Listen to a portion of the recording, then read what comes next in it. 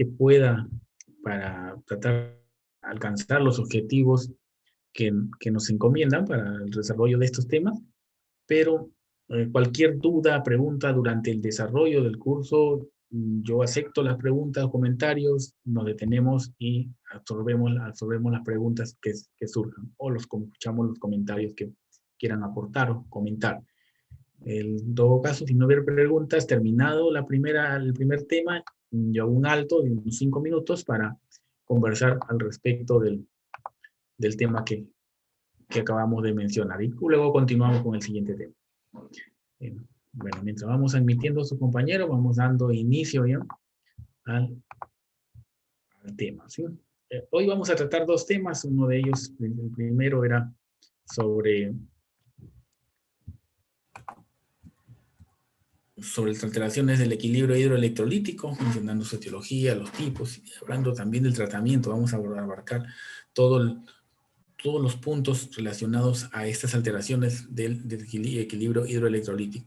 Cuando hablamos de alteraciones o del equilibrio hidroelectrolítico, imaginamos todo un amplio espectro de alteraciones relacionadas a muchos iones, cationes del medio interno. Nos relacionamos con muchos de estos aniones y cationes. Pero en realidad hoy el tema vamos a abordar a los más importantes dentro de este desarrollo de estos temas. Vamos a hablar un poco de su regulación, de este metabolismo hídrico, porque al hablar del metabolismo hidroelectrolítico vamos a hablar del agua y del sodio, pero también de otros electrolitos importantes. Entre los principales se considera hablar del metabolismo del sodio, su regulación, sus trastornos, igual del potasio, cuanto a su regulación y su trastorno. Dentro de ese trastorno vamos a hablar sus etiologías, sus diagnósticos, cómo se determinan estas alteraciones y su tratamiento o manejo respectivo. Dentro de la regulación pues, del agua, el metabolismo hídrico, todos ya contenemos algo de conocimiento respecto a cómo está distribuido el agua en nuestro organismo. ¿No? De forma está distribuido en 3 compartimientos principales: el espacio intracelular, el espacio extracelular, y parte del extracelular lo conforma también el espacio intravascular, que se divide, ¿no? El extracelular se divide en intersticial e intravascular. Por eso se consideran como fueran 3 espacios, dentro de los más importantes, ¿no? Algunos tienen otras subdivisiones del extracelular, los transcelulares, que incluyen a los espacios relacionados a las cavidades articulares, por ejemplo, esos espacios, ¿no? La cavidad pericárdica, como algunos espacios diferentes que no son muy funcionales cuando no existe alguna patología, ¿no? Ya en estados patológicos se convierten pues en espacios verdaderos y dejan de ser pues virtuales o de poca importancia. Es así como se distribuye el agua en el organismo, donde el 60% del peso corporal de una persona está conformado por agua. De ese 60%, las dos terceras partes de agua están en el intracelular, en todo el conjunto de células de todo nuestro organismo. Y solo una tercera parte está en el extracelular, subdividido en mayor porcentaje en el intersticial y en menor porcentaje en el intravascular, es decir, formando parte del contenido líquido de los vasos sanguíneos, del contenido sanguíneo, es decir, del plasma, formando parte. Al hablar de agua intravascular nos referiremos principalmente al plasma, ¿no? Esa es la distribución del agua, que tiene más porcentaje de agua le corresponde del peso corporal le corresponde al varón en relación a la mujer, ¿no? Su regulación de este volumen intravascular, este volumen de agua de la persona, tiene que ver mucho con cómo se regula, cómo se distribuye, ¿no? Esta regulación de este volumen intracelular es esencial para la función celular normal. Mantener ese equilibrio es importante. Esta regulación de la osmolalidad plasmática a través de estos cambios que se tienen del equilibrio entre el agua y el sodio, que vamos a ver luego cómo sus componentes, composición de extracelular, van a determinar cómo se distribuye esta agua entre el extracelular y el intracelular, porque esa es la función del agua, constituirse como un medio por el cual se van a transportar tanto solutos tanto hacia el intracelular o al extracelular o viceversa, ¿no? Estos volúmenes son esenciales para una adecuada perfusión tisular, ya que por ella pues se transmiten muchas sustancias, electrolitos como hemos mencionado. Están estrechamente relacionados con la regulación del equilibrio del sodio. El intercambio de agua del extracelular al intracelular o viceversa tiene que ver mucho con la relación que tiene el agua en sus concentraciones relativas que pueda tener también de sodio. Se regula por múltiples mecanismos, diversos niveles que actúan a diversos niveles de integración, que incluyen desde el sistema nervioso central, los aparatos cardiovascular, renal, mediadores endo y autócrinos, o sea, niveles hormonales, y una compleja serie de interacciones a nivel celular, cuyo objetivo principal es mantener constante la cantidad total de agua del organismo y su distribución relativa en estos tres espacios que me he mencionado. Eso es logrando el equilibrio en toda la distribución de agua. Es uno de los objetivos principales.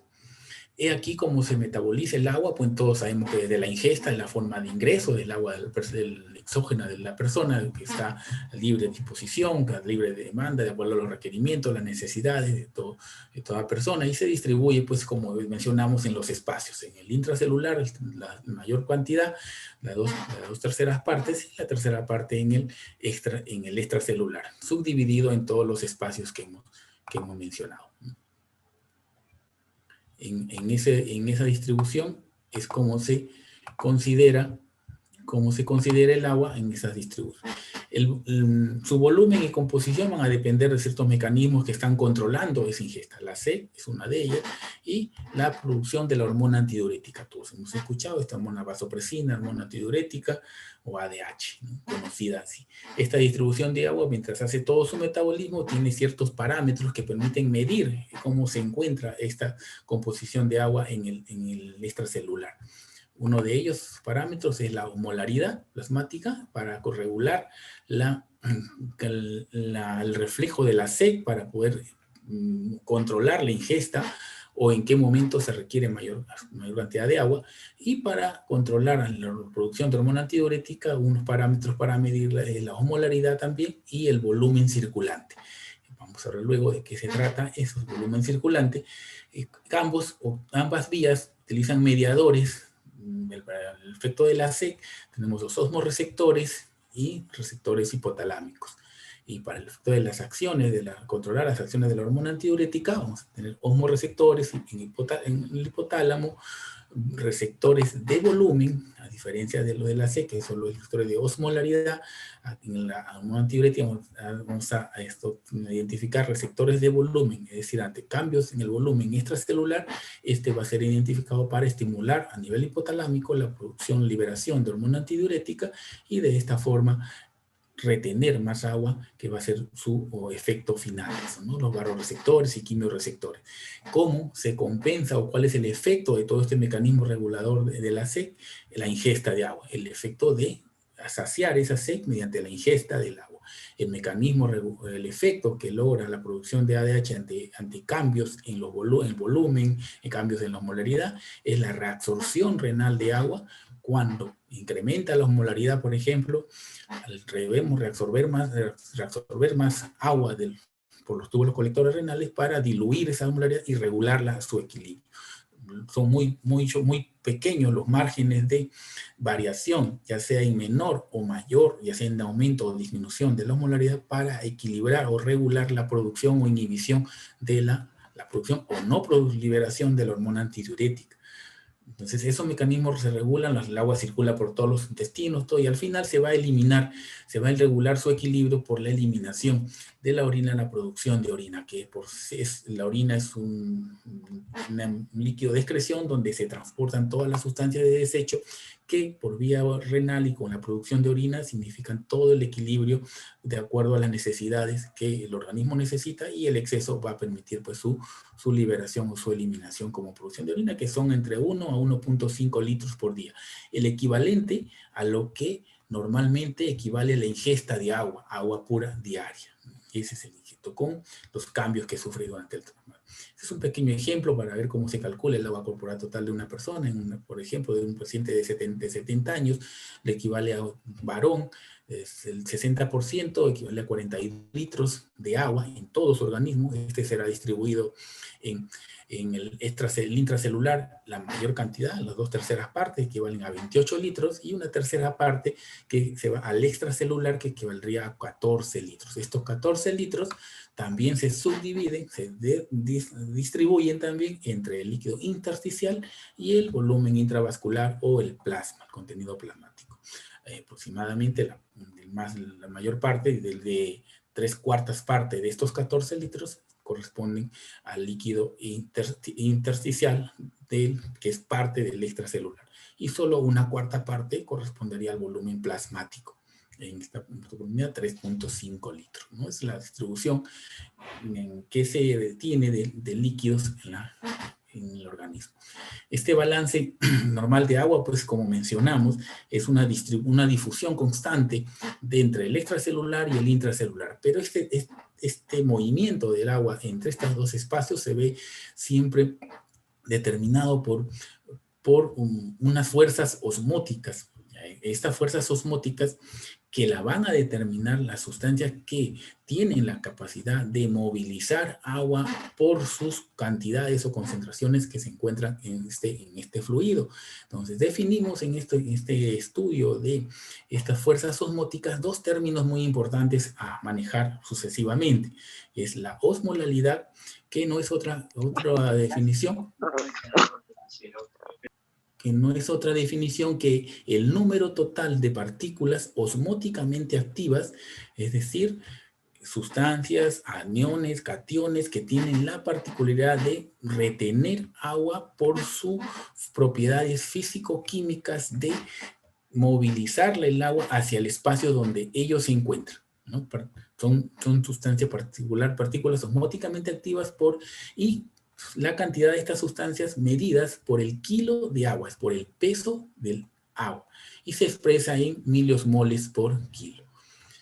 Esa es la definición de osmolaridad. A diferencia de la osmolaridad, que es relaciona la cantidad, el número total de partículas también osmóticamente activas, pero por volumen de la solución en la cual se encuentra, no por el peso del agua. Esta diferencia se puede interpretar, se puede entender mejor si tomamos un ejemplo de un recipiente con agua donde se agrega en dos recipientes con agua, uno se agrega solución salina, por decir, él es en cantidad suficiente como que eleva el volumen del contenido de agua del vaso. Pero el peso del agua sigue siendo el mismo. El peso no ha cambiado porque es el mismo volumen de agua. Pero la cantidad del espacio que ha ocupado en ese vaso al agregar cloruro de sodio, esa agua es mayor. Su osmolaridad es diferente a la osmolaridad. Hay otras sustancias que pueden dar la misma característica, pero al tener mayor volumen, este volumen diluiría más las soluciones osmóticamente activas. Pero el peso de agua, si medimos solo por agua en la osmolalidad, sería igual, no alteraría la osmolalidad, pero sí la osmolaridad, que es el volumen de toda la solución, porque hay otras sustancias que también retienen agua a diferencia del sodio. De la osmolaridad tenemos que definir otro término muy importante, que es el que permite la difusión de esta agua hasta las células, al interior de la célula, que es la osmolalidad efectiva, que es medida del movimiento de agua a través de las membranas semipermeables. Está determinada por los solutos que no penetran libremente en las células y que son capaces de crear un gradiente osmótico, es decir, retienen agua en la solución en el espacio donde se encuentra. La osmolalidad efectiva es la más práctica, es la que nos permite estimar el estado de hidratación celular, y esta es la que está definida por los aniones o cationes osmóticamente más activos que determinan esta osmolaridad para permitir la difusión entre los espacios extra e intracelular. Cuando esta osmolaridad aumenta, es decir, aumenta la concentración de estos solutos por mayor cantidad, aumenta la célula, lo que va a hacer es tratar de equilibrar atrayendo el agua desde el intracelular al extracelular. Por lo tanto, la célula se va a deshidratar. Es una deshidratación celular. Lo contrario ocurre cuando disminuye esta osmolaridad, es decir, la cantidad de soluto es menor en relación a la cantidad de agua que el caso anterior, y lo que ocurre ahí es el agua ingresa a la célula y la célula se va a edematizar o hiperhidratarse. Eso es lo que, ese efecto tienen solo las sustancias osmóticamente activas que determinan un mayor o menor valor de la osmolaridad efectiva, ¿no? Osmolaridad efectiva. Esto es solo un esquema para graficar lo que ya se ha mencionado, cómo están distribuidos los líquidos, cómo ingresan por la ingesta, cómo se eliminan las pérdidas, que la principal vía de pérdida de agua o regulación de líquidos en los riñones por la producción de la orina, pero también hay pérdidas sensibles por los pulmones, las heces, el sudor y la transpiración misma directa de la piel. Cómo se distribuye en el agua, lo mismo mencionado, a 2/3 partes pues, en el líquido intracelular, que es el mayor porcentaje de agua que del cuerpo, en el intersticial, o el extracelular, que incluye el intersticial y el plasma. Esa es la distribución, con sus diferentes contenidos de aniones y cationes, tanto en el extracelular como en el intracelular, donde las cargas aniónicas equilibran entre aniones y cationes, es equivalente tanto en el extracelular como en el intracelular. Solo cambia los respectivos aniones o cationes que predominan tanto en el extracelular como en el intracelular. Igual, estas son las fórmulas de la osmolaridad plasmática, como está definida. La calculada es la que podemos medir por todas las sustancias que tienen ciertas propiedades, concentración o en el agua extracelular. Tenemos el sodio, tenemos la glucosa, que es una sustancia que siempre se encuentra por poco tiempo, pero al ser constante, permite tener cierta fuerza osmótica también. Las sustancias nitrogenadas. Pero para valorar la osmolaridad efectiva solamente se considera los más osmóticamente efectivos, que son el sodio, la concentración de sodio y la glicemia.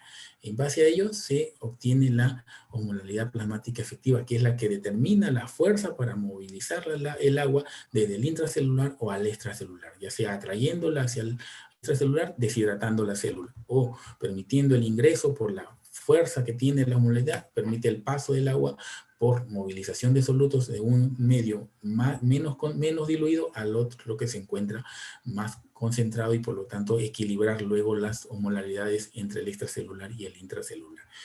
La osmolaridad medida real puede ser diferente, ya que en ciertas situaciones pueden incrementar ciertas sustancias, estados patológicos generalmente, o por tratamiento no controlado, aumentar las concentraciones de manitol, metanol, o intoxicaciones con metanol. Estas sustancias también tienen cierta capacidad osmótica, pero si se mide la osmolaridad sería muy alta, pero los electrolitos metabólicamente efectivos serían solo el sodio y la glicemia, y por lo tanto, midiendo solo ellos, la osmolaridad estaría baja. Y el sodio estaría diluido por estas sustancias que también están atrayendo agua, y por lo tanto se tendría estados patológicos de alteraciones en la natremia. Los cambios o la diferencia en que produccionan valores de osmoles que ocasionan estas sustancias que anormalmente pueden incrementarse, se conoce como hiato osmolar. Ciertos niveles de estas hormonas deben ser menor a 10 miliomoles por litro. Cuando supera mayor a 10 miliomoles por litro, se entiende que existe electrolitos anómalos o osmoles anómalos, como los que mencionamos previamente. Estas alteraciones del metabolismo hidrasalino incluyen las alteraciones en la composición del líquido extracelular, que puede alterarse por variaciones en la presión hidrostática. Todos recuerdan por fisiología los cambios en la ley de Starling para favorecer la transposición de líquido, traspaso de líquido a través de los capilares. Las variaciones de la presión oncótica, otra fuerza que retiene el líquido en los tejidos, ya sea en el intravascular o en el intersticial, que tiene menor importancia, sobre todo influida por las sustancias osmóticas, la albúmina, ¿no? Cambios en la permeabilidad del endotelio. Si se desintegra o se altera el endotelio de los capilares, pues va a ocurrir traspaso de líquidos y otras sustancias al extracelular. Y que el espacio intracelular se altera por disturbios en la osmolaridad del espacio extracelular. Todo lo que altera el espacio extracelular va a repercutir sobre el intracelular. Ya mencionamos, si hay cambios en la osmolaridad efectiva, de aumento, la célula se va a deshidratar porque va a evitar agua para que diluya más la osmolaridad que está concentrada en el extracelular. Los disturbios en el aporte de requerimiento hidroelectrolítico que van a llevar a disturbios en la osmolaridad del espacio extracelular y con ello equilibrar el espacio intracelular. El espacio intracelular responde a lo que el espacio extracelular determina en cuanto a las variaciones de agua, de sodio y otros solutos principales. El volumen de agua puede variar pues causando deshidratación cuando hay déficit de agua o si existe un exceso de agua, edema, el volumen del líquido extracelular. Y pueden también haber cambios de concentración. Si hay en el sodio sobre todo, que es la que define la concentración de este volumen extracelular, vamos a entender que si hay un déficit de sodio, habrá hiponatremia y el exceso de sodio en este extracelular definirá una alteración llamada hipernatremia. De la composición de este líquido extracelular pueden alterarse todos los demás electrolitos. Si bien el potasio no es el que predomina en el líquido extracelular, pero su desequilibrio del extracelular altera el intracelular también. El potasio, el calcio, fósforo, magnesio, cloro y disturbios en el equilibrio ácido-base que también forman parte de todo este grupo. Una de las manifestaciones por la alteración del metabolismo hídrico se expresan a nivel del extracelular. Cuando este está aumentado, por ejemplo, el volumen extracelular está aumentado, la presencia de edemas periféricos o edemas en cavidades, ascitis, turgencia de las venas yugulares, por aumento del espacio extracelular, el intravascular, ausencia del pliegue cutáneo, signos de insuficiencia cardíaca congestiva, ausencia, cuando está disminuido el extracelular, vamos a encontrar signos de ausencia de edemas periféricos, no va a haber ascitis, venas yugulares colapsadas más bien, taquicardia como respuesta cardíaca por compensar esta deshidratación o esta pérdida de volumen extracelular, hipotensión por depresión del volumen intravascular. Todo ello va a evidenciarse si es que hacemos un balance diario del paciente, en este caso por cualquier condición o morbilidad que tenga, haciendo un balance en cuanto a su ingesta y a sus pérdidas que deben ser equivalentes o aproximarse a la equivalencia, porque algunos son cálculos que se hacen y deben aproximarse al equivalente, deben ser casi equivalentes tanto la ingesta como la pérdida. Si se observa clínicamente algún signo evidenciado por el aumento del extracelular o disminución, el balance a planificar la ingesta siguiente tendrá que regularse tanto la ingesta o favorecer un poco la pérdida si es que hay edemas, por ejemplo. Entrando ya en los trastornos del sodio, vamos a mencionar que el sodio es el catión mayormente se encuentra en el extracelular, es el principal determinante del volumen extracelular. Pero del volumen extracelular hablamos de la cantidad total de sodio, no hablamos de su concentración, ¿no? Es decir, su relación que tiene con el agua, sino qué tanto está acumulado el sodio de acuerdo al volumen total de agua. Esas alteraciones en el balance de sodio son consecuencia de una alteración del volumen del líquido extracelular. Eso es lo que repercute estas alteraciones en el balance de sodio. El sodio corporal, es decir, el sodio total, es una medida total del agua del extracelular. Si la cantidad total de sodio está incrementada, asumimos que hay un aumento verdadero del espacio extracelular y se va a reflejar en estos cambios. Exceso de sodio. Cuando hay exceso de sodio va a haber edema o hipertensión. Es decir, va a haber retención de agua en el extracelular con la repercusión de volumen extracelular aumentado, con edemas, y si aumenta el intravascular, hipertensión. El déficit de sodio, lo que va a presentarse es hipotensión, lo contrario, ¿no? Lo contrario, hipertensión, hipotensión, y la taquicardia como respuesta a la depresión del intravascular. Muy diferente es la concentración de sodio, es decir, la relación que tiene la cantidad de sodio por kilo de agua, medido como osmolaridad, ¿no? La concentración de sodio en el espacio extracelular es una medida de la osmolaridad y lo que refleja esta medida es la tonicidad, es decir, la propiedad que tiene, la fuerza que tiene esta concentración de sodio para movilizar los líquidos. Y por tanto, del volumen, y lo que mide es la variación de los líquidos de volumen en el intracelular. Es la concentración del extracelular, pero su cantidad, ya sea más o menor, dependiendo de acuerdo a los parámetros que conocemos, como osmolaridad adecuada o normal, esta va a favorecer el paso o la salida de agua del intracelular. O sea, son determinantes. La osmolalidad o la osmolalidad efectiva son determinantes para el volumen, para definir el volumen intracelular, ¿no? El volumen del líquido del espacio intracelular. Es así como una disminución del sodio, una hiponatremia, al haber menor cantidad de sodio en el extracelular, disminuye la osmolalidad efectiva. Y al disminuir el agua del intracelular, el agua del que está en el intracelular va a estar diluyendo, la osmolaridad o la concentración de sodio en el intracelular va a ser mayor que el extracelular, porque hay una menor concentración de sodio en el extracelular, hay una hiponatremia. Esa hiponatremia va a permitir que el agua difunda, pase desde el extracelular al intracelular, porque la cantidad de sodio por kilo de agua es mayor o está en aumento diferente en el intracelular, o los demás solutos que dan las propiedades osmóticas en el intracelular atraen el agua, tratando de equilibrar las concentraciones osmolares en el intracelular y el extracelular. Del extracelular pasa el agua hacia el intracelular y las células se hinchan, se hacen edematosas. Lo contrario ocurre cuando hay hipernatremia. La osmolaridad que está aumentada en el extracelular requiere la movilización de agua desde el intracelular para equilibrar la osmolalidad y mantener la movilización o los niveles de tonicidades en equilibrio tanto en el intracelular como en el extracelular. En conclusión, concentración de sodio evalúa tonicidad de los líquidos corporales que se relacionan con alteraciones del volumen del intracelular. Las modificaciones, y como veremos después, las alteraciones en estas variaciones de este catión, que es el sodio, van a relacionarse con complicaciones clínicas, manifestaciones clínicas relacionadas a la alteración intracelular. Tanto deshidratación o sobrehidratación de las células, sobre todo nerviosas.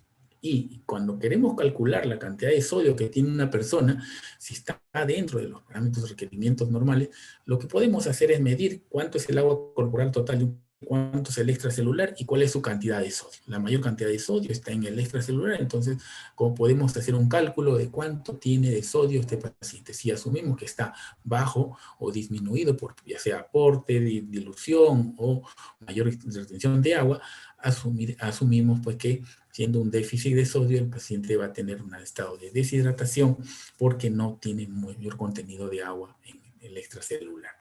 Si hay un exceso de sodio, este va a traer agua y va a haber edemas y todas las demás repercusiones. Si esto lo asumimos junto con la concentración también de la tonicidad, vamos a ver alteraciones en el extracelular que repercuten sobre el intracelular.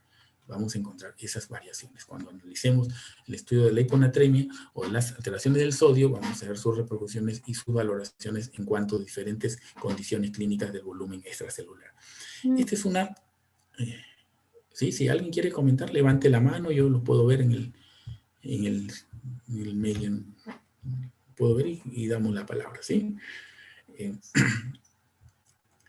La regulación del sodio va a estar controlada por todo lo que es el funcionamiento renal, tanto glomerular y tubular. Es el riñón quien controla la excreción final de sodio. La excreción, la cantidad total de sodio que se va a regular de acuerdo a las necesidades y requerimientos del extracelular o del intersticial en sí. Es lo que para regular va a ser de acuerdo a unos mecanismos que empiezan desde la filtración, en los túbulos contorneados proximales se reabsorbe la mayor cantidad de sodio, como de todo lo que se filtra, y esto va ascendiendo por el sistema tubular y en las células tubulares de la porción gruesa de la asa de Henle se filtra otro porcentaje importante, un 25%, hasta allí van ya un 85%, y de lo que queda dentro de todos los mecanismos de dilución y concentración reacción que hace el sistema tubular hasta llegar a los túbulos contorneados distales, donde se reabsorbe otro poquito, el 5 al 7%. Y es también en los túbulos colectores, donde por acción de muchas otras aldosterona principalmente, este sodio se va a reabsorber y muchas veces se reabsorbe sodio y se elimina potasio. Por eso algunas alteraciones que tienen que ver con la calemia también van a repercutir sobre la reabsorción de sodio. Estas células tubulares principales, que son las células del túbulos contorneados distales, colectores, y pues los colectores van a determinar y definir la cantidad de sodio que se tiene que eliminar, que se quiere eliminar de acuerdo a lo que el requerimiento del paciente ha necesitado y se ha facilitado las reabsorciones en los volúmenes, en los segmentos anteriores mencionados de los túbulos renales. ¿Cómo valoramos los trastornos del agua y del sodio? Tenemos que basarnos en 3 parámetros. Primero es la valoración clínica de la cantidad de sodio y agua del organismo, es decir, el volumen extracelular, intravascular, volemia. Tenemos que tener en cuenta los signos clínicos, la clínica, que nos indican la situación de la volemia, que reflejan cantidad de sodio y agua del organismo. Valoración química de la concentración de sodio, es decir, cómo está la concentración de sodio por el litro kilo de agua. Y la cantidad de agua, es decir, la relación que tiene el sodio con el agua. Y podemos calcular la osmolaridad calculando las concentraciones de la anatremia y de la glicemia, por ejemplo, ¿no? Podemos calcularla de acuerdo a esos parámetros. El sistema que realiza estos exámenes tiene ya automatizado estos parámetros y los puede determinar automáticamente, pero el cálculo real podemos hacerlo midiendo así la osmolalidad. Lo otro que tenemos que valorar es la respuesta renal. ¿Cómo está este complejo sistema de excreción de sodio, de regulación de sodio a nivel de los túbulos renales, glomerulares y tubular renal, para mantener el equilibrio, digamos, en el extracelular de las concentraciones y las cantidades de sodio y agua?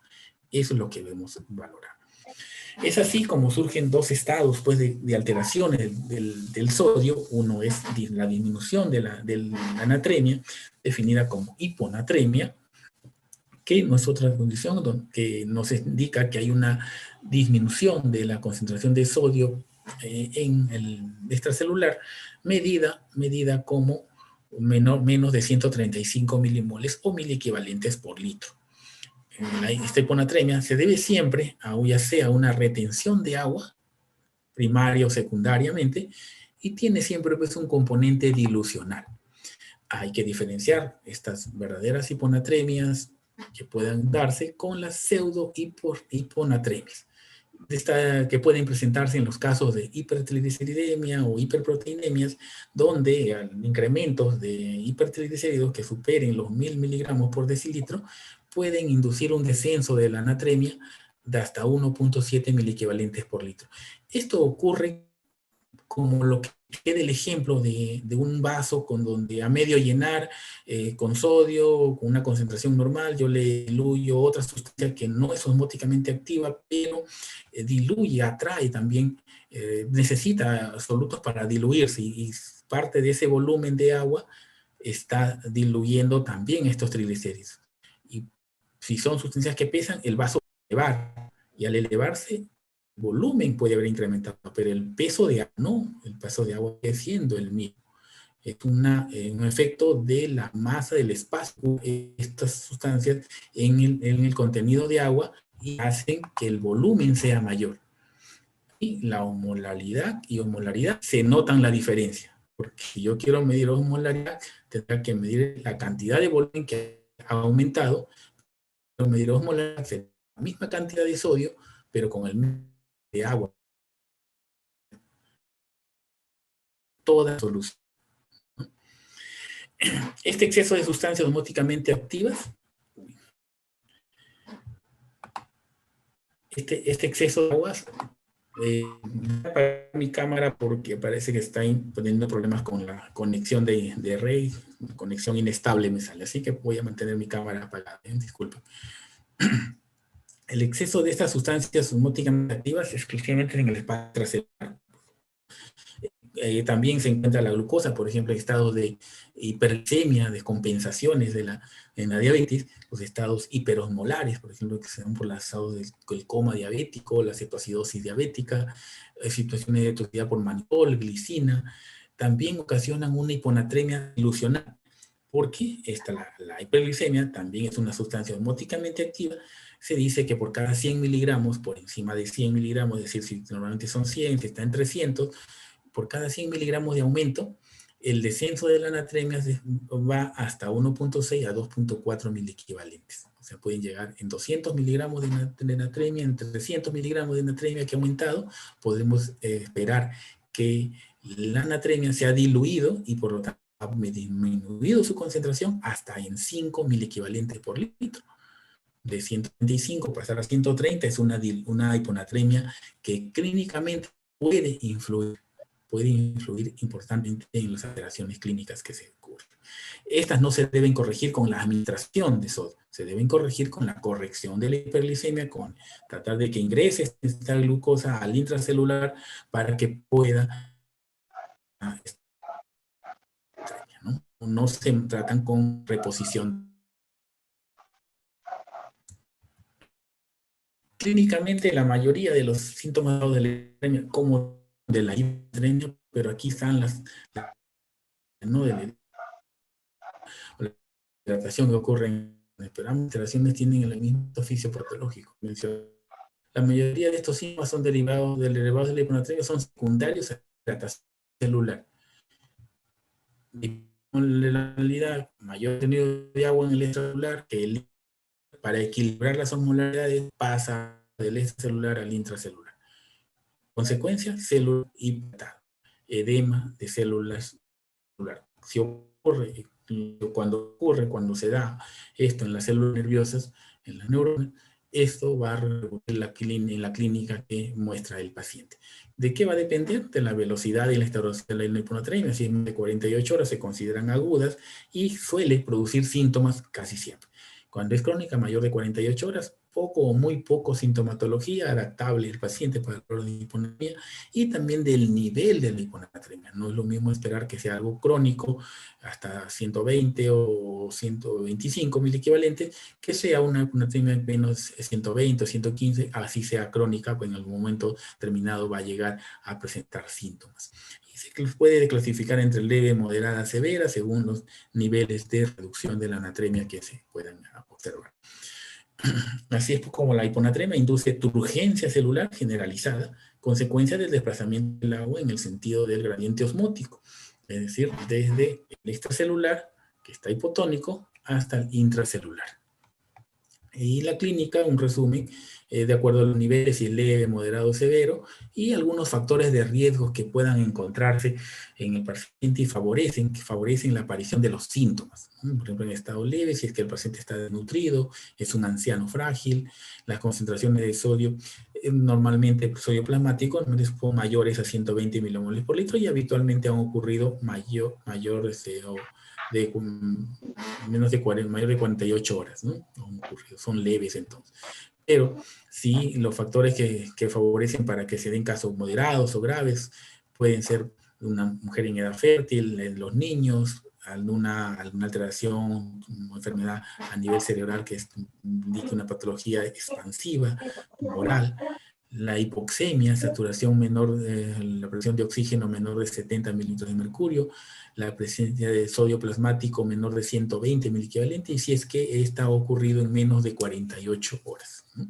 Eso también ocurre. Y los síntomas pues van desde simples déficit de atención, alteración de la memoria, psíquica, pasando por náusea, desorientación, somnolencia, confusión y el estado más grave, la presencia de convulsiones y el estado de estupor o coma.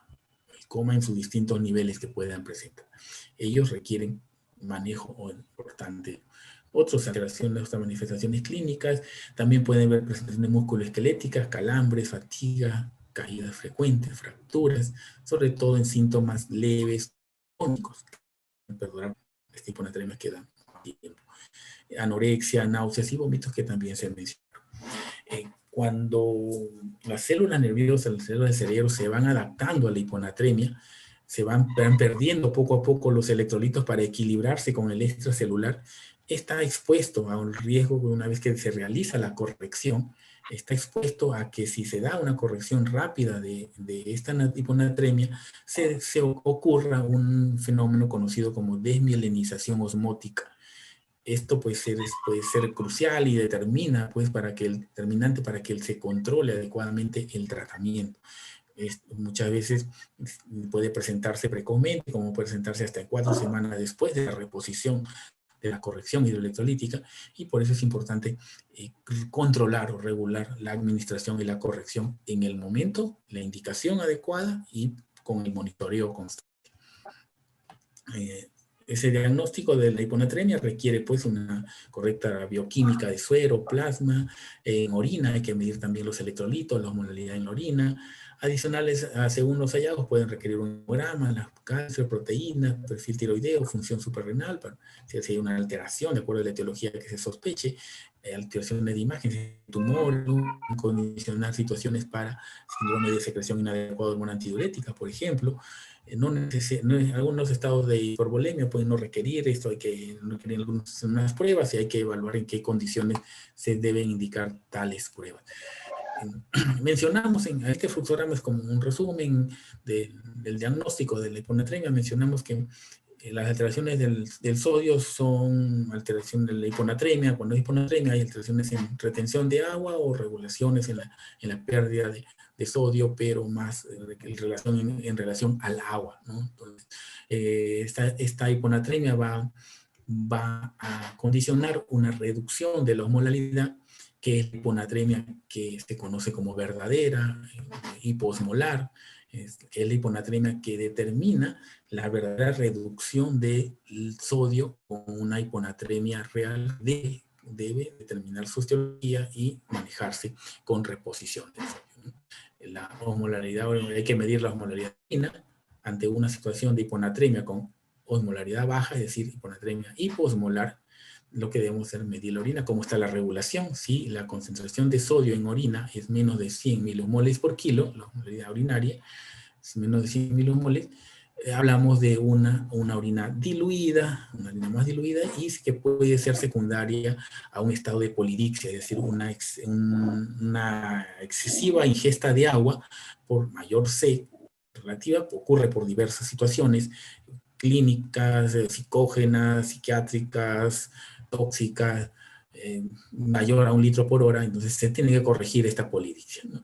Pero si la osmolalidad en orina es mayor a 100 milimoles por litro, es decir, no hay una poliuria, no hay una pérdida excesiva de agua, sino hay una contracción de los... Tendremos que probar cómo está el extracelular. Esto es importante para seguir la secuencia de alteraciones en la concentración de sodio. El volumen extracelular vamos a encontrar, por ejemplo, si es que está normal, descendido o elevado. Si es que está normal el volumen del extracelular, entendemos que lo que puede haber es una alteración en la regulación de la hormona antidiurética y una secreción inadecuada de hormona antidiurética, con la consecuencia mayor reabsorción de agua a nivel de túbulos colectores, y eso va a permitir que el sodio, pues, a nivel extracelular diluya. Hay situaciones o condiciones clínicas que favorecen la mayor secreción, mayor producción o liberación de hormona antidiurética. Alteraciones como hipotiroidismo, la insuficiencia adrenal también pueden condicionar situaciones muy similares. Igual cuando hay volumen extracelular disminuido o volumen extracelular elevado.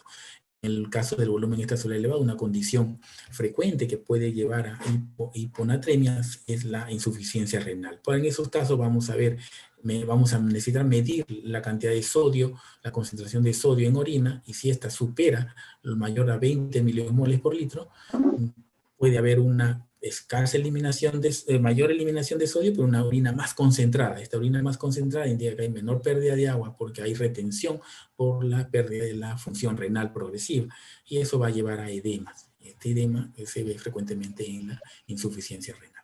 Algún uso de medicamentos, cuando se utiliza diuréticos, por ejemplo, encontramos signos de deshidratación, volumen extracelular disminuido, pero con concentraciones de sodio mayores. Es decir, hay un poca eliminación de agua en relación a absolutos, está más concentrado el sodio, pero se debe a que hay alteraciones por el uso de algunos diuréticos, déficit de aldosterona o síndromes tubulares, síndromes tubulares como el síndrome de pierde riñón o pierde sal, ¿no? Perdedores de sal.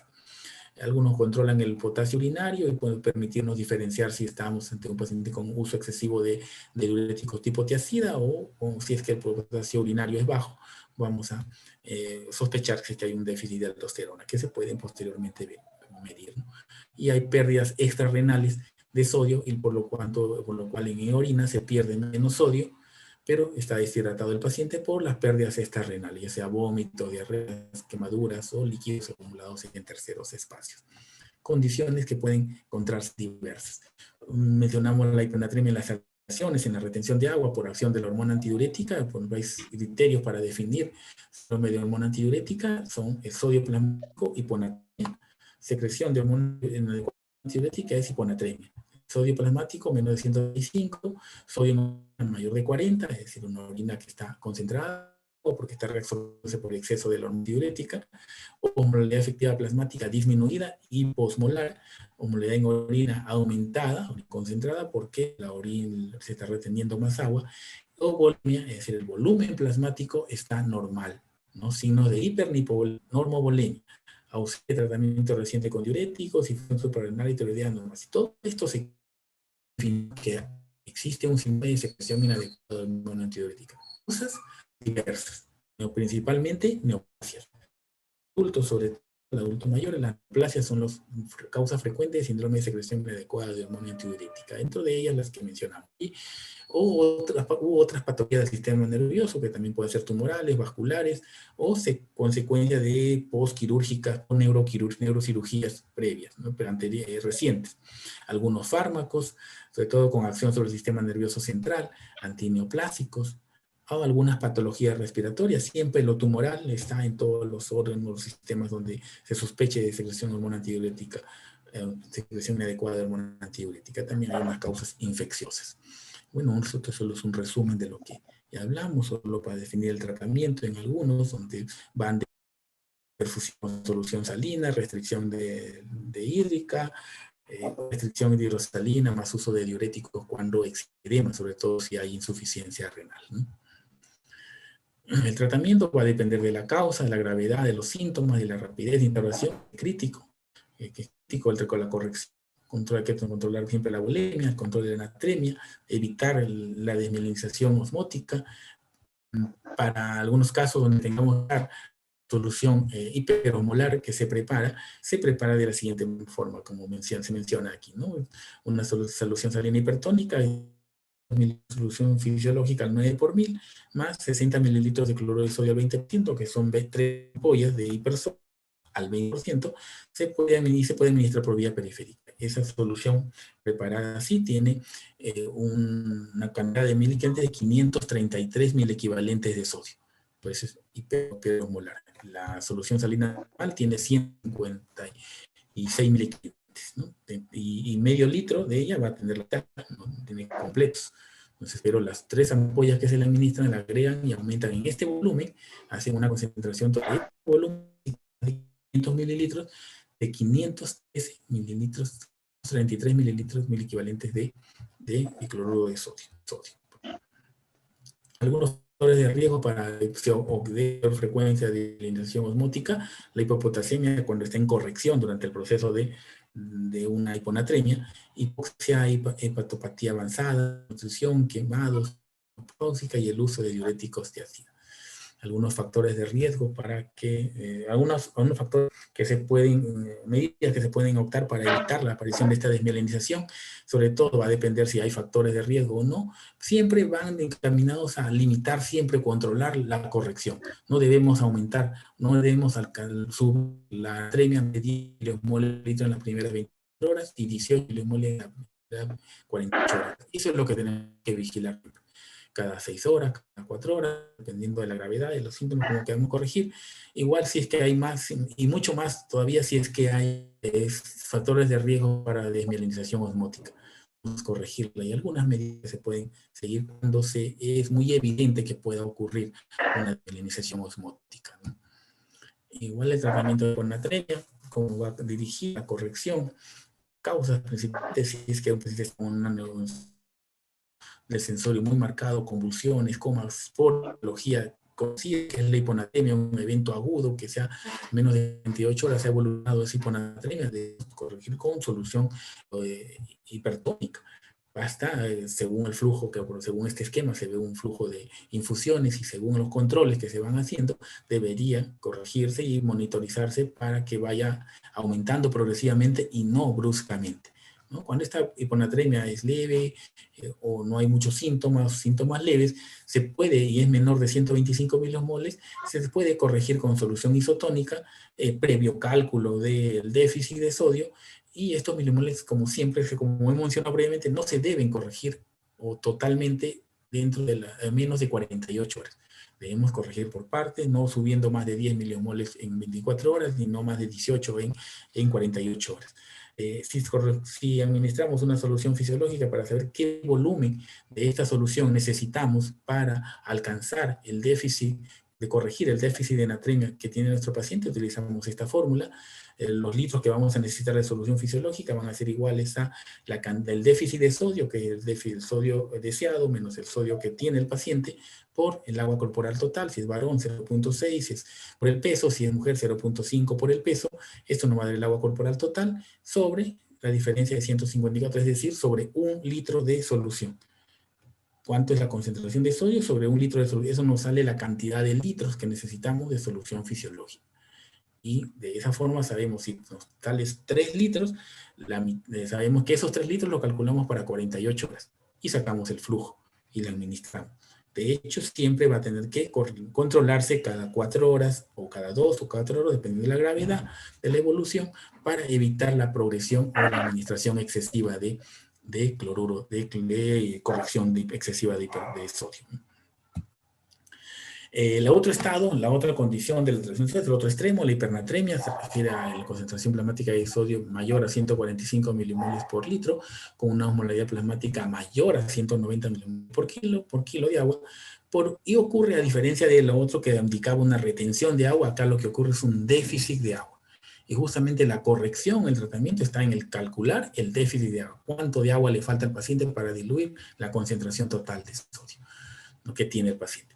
Esta falta de ingesta puede ocurrir por falta de ingesta de agua, que tener en cuenta que cuando se dan cambios entre 1 a 2% de la osmolaridad plasmática, esto es suficiente para estimular tanto el centro de la sed, lo cual obliga al paciente, si tiene acceso al agua, tomar el agua y diluir, pues y equilibrar esta hipernatremia.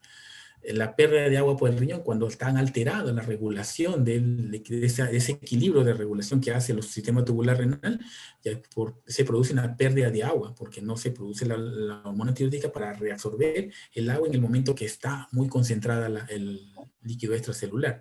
Debe reabsorber agua, debe producir más hormona antidiurética, debido a un déficit, ya sea de hormona antidiurética o falta de su respuesta, lo que se conoce como diabetes insípida, ¿no? De origen central, cuando hay un déficit absoluto de hormona antidiurética, o de origen renal, diabetes insípida nefrogénica, cuando lo que existe no es la cantidad de hormona antidiurética, sino una falta de respuesta, es decir, alteración en los receptores de las células tubulares, en los túbulos colectores, que no permite reconocer la hormona antidiurética, por lo tanto no hay acción. Y por pérdidas de agua extrarrenal, por estado de deshidratación, de déficit, puede haber hipernatremia.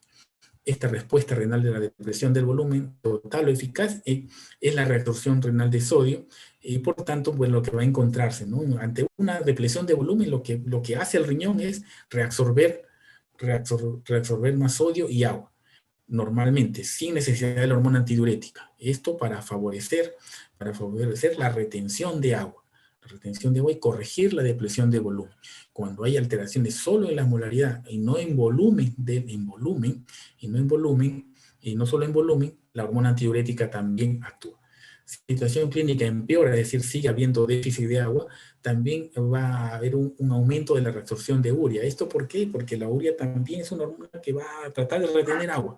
Entonces, esto se incrementa el mecanismo de compensación para seguir ahorrando agua. a nivel de los semios tubulares, también aumenta la reabsorción de urea y puede encontrarse hiperuremia o síndrome, una uremia mayor en relación al valor de la creatinina. Es decir, hay una desproporción entre el incremento de la urea con el incremento de la creatinina y llevando a un estado de insuficiencia renal aguda prerrenal, ¿no? Por alteración del volumen extracelular. La respuesta renal a la hipernatremia es la reabsorción máxima de agua con osmolaridad urinaria muy elevada, es decir, muy diluida. ¿Cuál es la concentración cuando aumenta? O sea, ya no es la pérdida de volumen, sino se diluye menos el sodio a nivel extracelular, o sea, la hipernatremia, osmolaridad elevada, aquí donde la hormona antidiurética actúa y lo que hace es reabsorber al máximo agua. Al reabsorber al máximo agua, diluye al máximo también, o concentra, perdón, al máximo la orina. Esta es la respuesta que debe darse. Si no ocurriera eso ante una hipernatremia, lo que estaría pasando es que hay un déficit absoluto o funcional de hormona antidiurética. Cuando se evalúa la función renal, la respuesta renal a la hipernatremia, se va a evidenciar que si es que hay o no este efecto de la hormona antidiurética. Si no lo hubiera, vamos a asumir que hay una diabetes insípida de origen nefrogénico, si es que es funcional la concentraciones de hormona antidiurética, o una diabetes insípida de origen central, si es que el déficit de hormona antidiurética es absoluto, no hay las cantidades adecuadas de hormona antidiurética.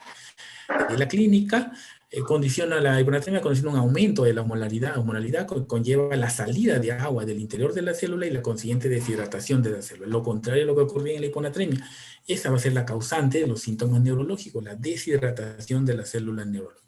La gravedad clínica depende también, igual que la hipernatremia, de la velocidad de instauración, del inflamático de sodio, si es aguda o crónica, al mismo tiempo de conservación, y si es muy intensa en cuanto a los valores de hipernatremia que han llevado. Mayores a 160 se consideran una hipernatremia grave que puede aparecer, puede acompañarse de focalidad neurológica secundaria a hemorragias cerebrales, es decir, eventos cerebrovasculares hemorrágicos.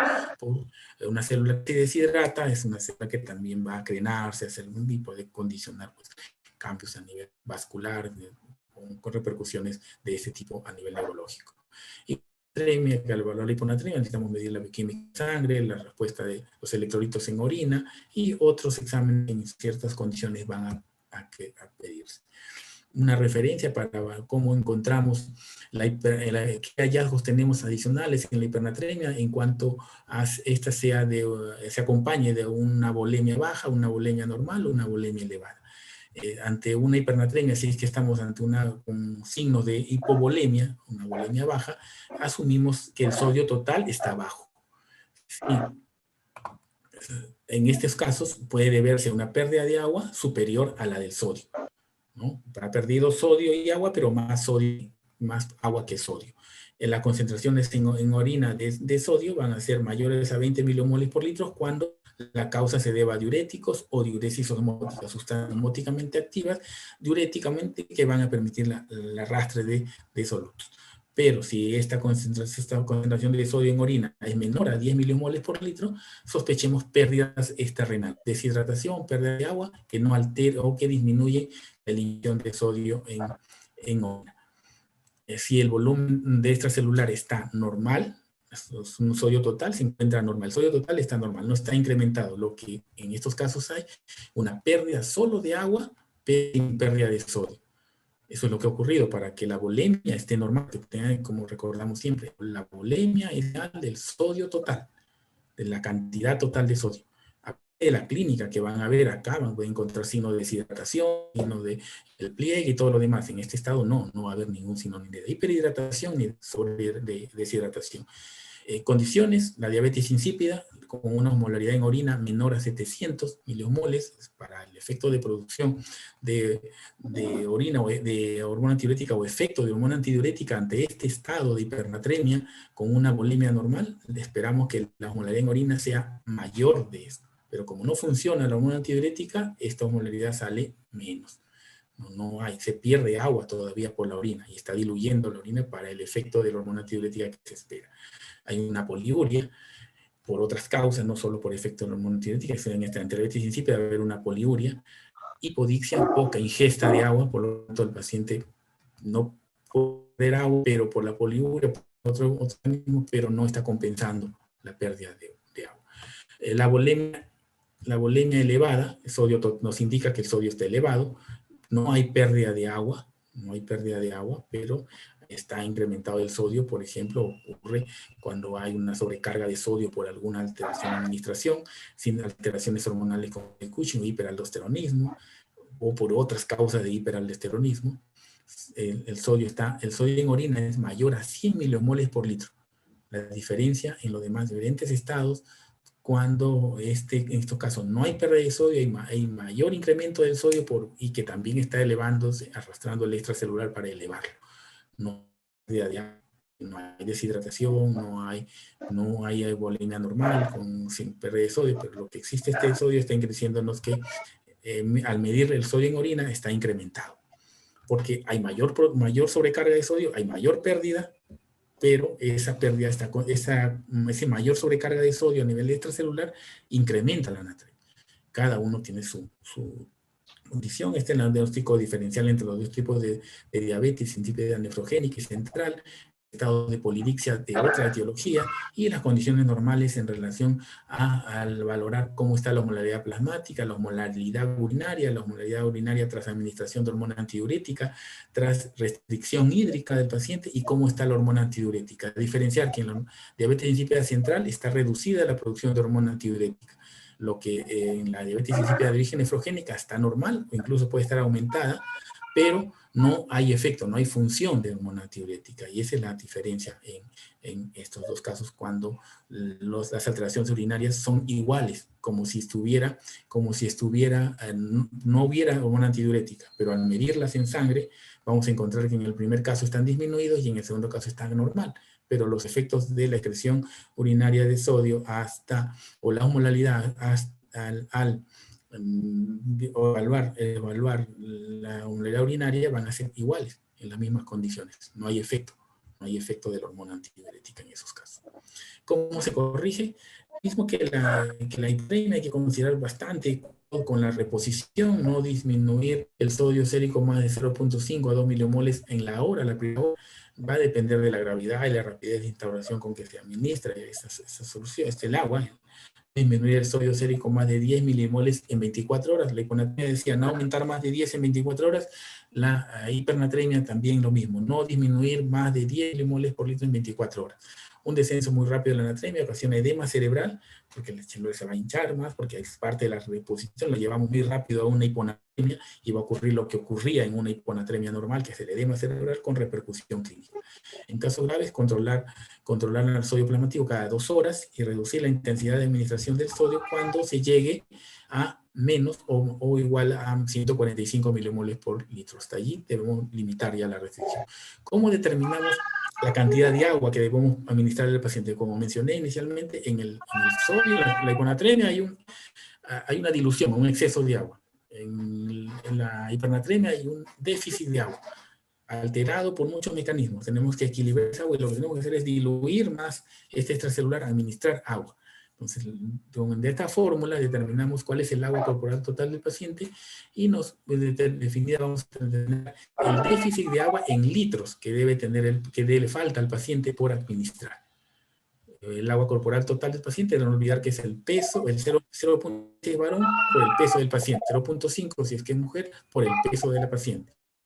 Lo relacionamos con el sodio sérico actual sobre el sodio sérico deseado, y esa división, esta relación de esos dos valores de sodio, lo restamos -1. Esto lo multiplicado por el agua corporal total. No va a salir la cantidad en litros, pueden salir 5, 8, 10, 12, 13, dependiendo de la hipernatremia que tiene el paciente y del peso corporal del paciente. Entonces, si salen 4 o 6 litros, por ejemplo, debemos administrar 3 litros en las 24 horas y la diferencia en las siguientes 24, o sea, completamos en 48 horas o 72 horas, inclusive puede ser. ¿Qué solución administramos?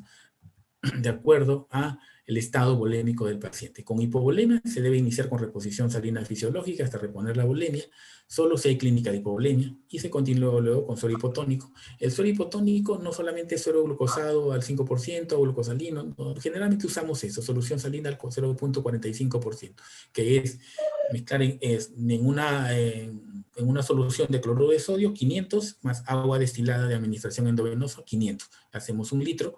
De ese litro equivale a una concentración al medio molar o 0.45%, 0.9% es la concentración de suero fisiológico normal, ¿no? Salina, solución salina, conocida. Cuando hay hipervolemia, la reposición de preferencia con glucosado al 5%, puede añadirse un diurético y se valora un bolo inicial de 40 miligramos de diurético. Ante una mala respuesta, y sobre todo en pacientes con insuficiencia renal, se debe valorar diálisis, ¿ya?, para la hipernatremia. Con normovolemia, definir si es que hay diabetes insípida central o diabetes insípida nefrogénica. Aquí hay tratamientos respectivos para cada uno de ellos. Si es central, hay que administrar hormona antidiurética, la vasopresina, hay que administrar a esas dosis. Si es insípida o nefrogénica, hay que dar algunos tipos de diuréticos, suspender una medicación causante, algunos medicamentos como inmunoglucósidos, algunos antimicóticos, hormonas, algunos tratamientos de origen para medicamentos del sistema nervioso central, diuréticos de asa, si se están administrando, ellos podrían ser la causa de esta diabetes insípida nefrogénica. Y si hay hipodixia o por ingesta de agua, pues hay que obligarlo, forzar a que el paciente pues ingiera el agua respectiva necesaria para compensar todo eso. Un esquema tanto de los mecanismos por los cuales se produce la hipernatremia, las causas y el tratamiento respectivo. A continuación, hablaremos sobre trastornos de potasio. Si hubiera alguna pregunta hasta allí de los dos electrolitos que se han comentado.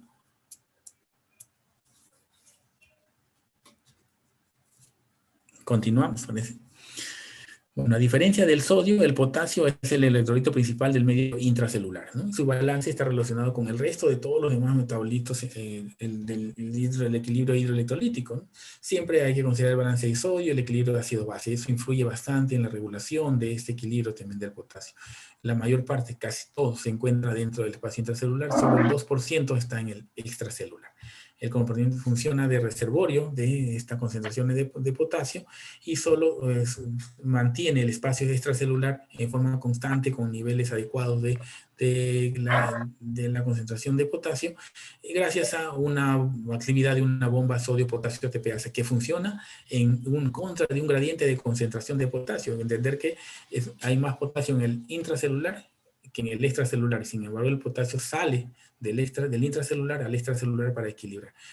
Pero lo hace, las cargas no se alteran, funcionan equivalentes. Las cargas que ingresan son iguales a las cargas que salen, pero ingresa sodio y sale potasio. Una de sodio por 2 de potasio. Dos de sodio ingresan y una de potasio sale de la célula. Estas son las cantidades normales de potasio, tanto en el extracelular, en sus equivalencias en cuanto a peso, concentraciones y miligramos que corresponden. Aquí una referencia de lo que es la bomba sodio-potasio TPasa, la salida del sodio y el ingreso de potasio, la salida del potasio, perdón, y el ingreso de la célula por la acción de la bomba sodio-potasio TPasa. Ingresan 2 sodios y sale un solo potasio, ¿no? ¿Quiénes alteran este efecto de esta hormona, de esta actividad de la bomba de sodio-potasio TPasa? Estados alterados como la alcalosis metabólica favorecen la entrada de potasio al espacio intracelular, es decir, disminuye de esta sodio igual, la insulina, la estimulación beta-adrenérgica, la aldosterona, son las condiciones que aumentan la entrada del potasio al espacio intracelular y favorecen esta salida, lo contrario a la alcalosis y a la acidosis, la hiperosmolaridad extracelular. Claro, es como un equilibrio, ¿no? Como lograr un equilibrio entre mayor concentración de soluto, hiperosmolaridad, independientemente de la sustancia que esté condicionando la hiperosmolaridad. Va a tratar de equilibrar con el intracelular y lo que hace es intercambio con potasio. Entonces el potasio sale, ingresa hacia el intracelular. Agonistas beta-adrenérgicos, acá es alfa-adrenérgicos, estimulación beta, favorece la entrada. Agonistas alfa-adrenérgicos favorecen la salida de este potasio. Igual el mismo esquema que se tiene. Estos trastornos del potasio van a depender también de una regulación que también es renal. la regulación renal del potasio. El principal órgano, el riñón, es un órgano regulador de este balance corporal total de potasio, de todo el volumen que se filtra, y alrededor del 50-70% se reabsorbe en el túbulo proximal. Como todo lo que se filtra son los segmentos terminales, el túbulo contorneado distal, con parte del túbulo colector, donde las células principales son el proceso de absorción, secreción de potasio por todo el sistema tubular, son las que van a determinar esas células del túbulo contorneado distal. Por acción de la hormona aldosterona van a determinar cuál es la cantidad de sodio de potasio, perdón, que va a eliminarse en función de las necesidades del celular. El potasio está regulada por la ingesta. Si se ingiere más potasio, se va a eliminar más. El aporte de sodio al túbulo distal, si llega fisiológicamente funcionando normal el sistema tubular, mientras más sodio llegue, se va a intercambiar con potasio y va a favorece la reabsorción de sodio de la luz tubular para que no se pierda mucho sodio, y favorece la eliminación de potasio para equilibrar también el exceso de potasio que está. Todo por efecto de la hormona aldosterona. La acción de la hormona aldosterona es fundamental para cumplir con esta regulación. El aumento del volumen urinario, si es que este aumento de volumen, a mayor diuresis, mayor traslado de solutos, en este caso sodio, a la nefrona distal, y por ende mayor intercambio de sodio por potasio en estas células distales. Influencia de unos mecanismos de activación. Bueno, esto tiene que ver con los síntomas, con los síntomas relacionados a la hiponatremia. Hay una influencia sobre los mecanismos de activación de los tejidos excitables, principalmente en el corazón, en el músculo esquelético y en el músculo liso. Todas acciones de potasio sobre las células musculares. Los síntomas son debidos a cambios de la contractilidad muscular esquelética y cardíaca. El electrocardiograma es el principal instrumento para detectar precozmente el efecto del potasio, ya sea hipo o hiperpotasemia, sobre la contractilidad cardíaca, ya que precede muchas veces a las manifestaciones o la alteración de la calemia, ya sea en disminución o en aumento. Es así que a nivel cardíaco podemos encontrar enlentecimiento de la conducción cardíaca, extrasístoles auriculares y ventriculares, bradicardia, arritmias ventriculares y paro cardíaco. De acuerdo a la severidad, mayor incremento de esta anatomía, puede encontrarse en estas imágenes de la parte inferior. Podemos representar los cambios que se ocurren tanto en la hipopotasemia, y la hiperpotasemia, hipercalemia o hiperpotasemia, hipopotasemia, hipocalemia, lo mismo, ¿no? Entonces,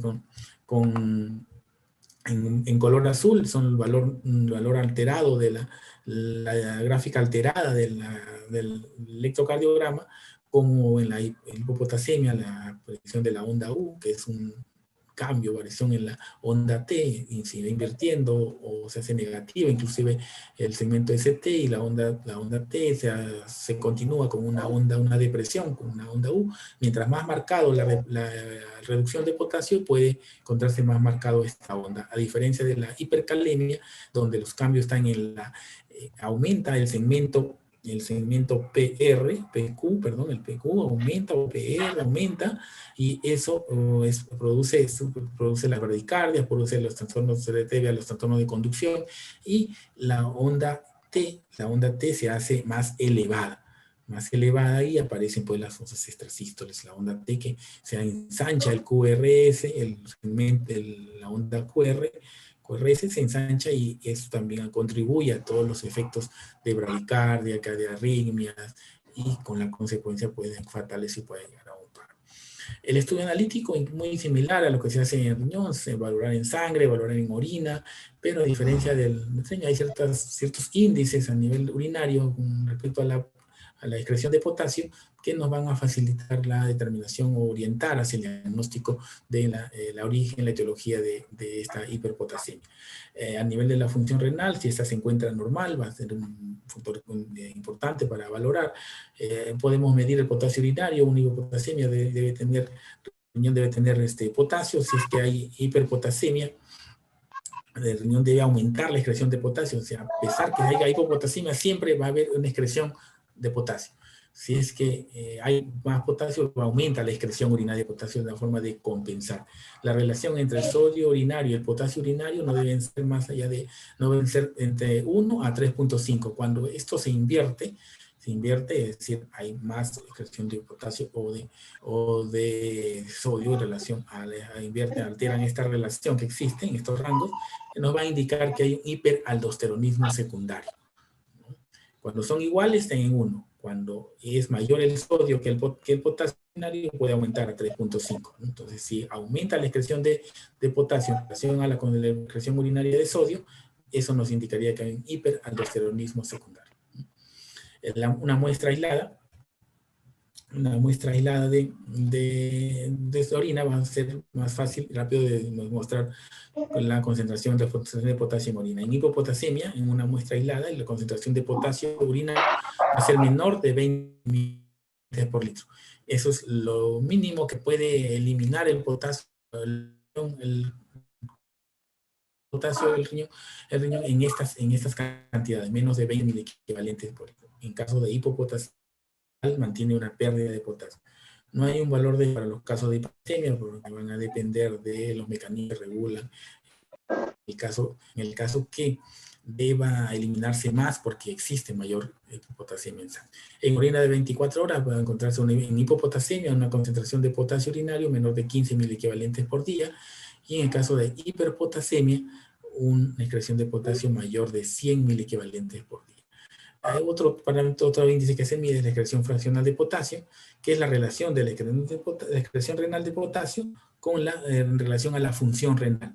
Es decir, medimos aquí el porcentaje que se determina al medir el potasio plasmático, y todos ellos dividido entre la creatinina urinaria sobre la creatinina plasmática, que es la función renal, ¿no? La excreción de creatinina, la tasa de filtración glomerular. Esto se saca un porcentaje, se multiplica por 100 y saca un índice, ¿no?, de potasio. Y el gradiente transtubular de potasio, que va a medir el efecto que tiene la aldosterona sobre la excreción o la regulación renal de potasio. En caso de una dieta normal sin patología, debe estar entre 8 y 9. A 9 el índice, ¿no? Es una fórmula en cuanto a la excreción potasio urinario por la molaridad plasmática sobre el potasio plasmático por la molaridad urinaria. Este índice, si está en 8 a 9, es sin patologías conocidas, falla renal o otras alteraciones, se dice que debe estar entre estos valores. Si en caso de hiperpotasemia, este gradiente transtubular de potasio aumenta, es mayor a 10. En caso de hiperpotasemia relacionado a hipoaldosteronismo, esto es en cuanto a que la leche renina-aldosterona está funcionando normal. Si hay un hipoaldosteronismo, este gradiente debe salir menos de 4. Si hay una hipercalemia con un gradiente transtubular menor de 4, sospechemos que hay hipoaldosteronismo. En caso de hipopotasemia sin otra patología, el gradiente puede salir menos de 2.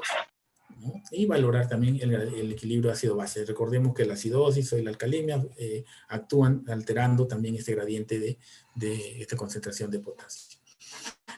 La hipopotasemia, que es la concentración menor de 3.5 miliequivalentes por litro, puede clasificarse en leve, moderada, severa. Los síntomas van a depender de la gravedad también de la reducción. Se encuentran en pacientes hospitalizados hasta en un 10-40%, y sobre todo tratados con tiazidas, diuréticos que permiten la excreción de sodio, y que ello va a facilitar la reabsorción de sodio y la excreción de potasio. Los síntomas marcados son raros, salvo cuando se incluye una hipocalemia mayor a 2.5 miliequivalentes. Hacer un cation previamente intracelular, los niveles séricos son orientativos nada más del potasio corporal total. Recuerden que el potasio está más en el intracelular, pero cuando esta calemia disminuye menos de un miliequivalente por litro, es decir, de 3.5 a 2.5, se asume que este potasio ha reducido las reservas de potasio entre 200 a 400 miliequivalentes, ¿no? Más o menos es lo que puede haber reducido las reservas de potasio si es que ha perdido la calemia en un miliequivalente por litro. Podemos calcular, teniendo el volumen intracelular, de acuerdo al volumen intracelular, cuál es la concentración de potasio intracelular normal, y de acuerdo podemos calcular cuál es la reserva de potasio del paciente en el extracelular.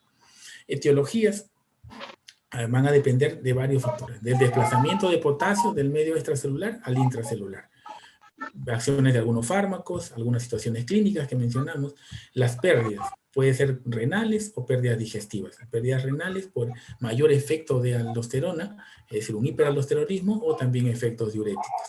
Recuerden que la aldosterona favorece la reabsorción de potasio por intercambiándolo por sodio a nivel tubular renal. Entonces, si hay un hiperaldosteronismo, este mecanismo, esta acción va a ser más constante o más frecuente. Origina un estado de hiperaldosteronismo secundario, diarreas, irritadoras y fístulas, todo por ese mecanismo también van a producirse pérdidas de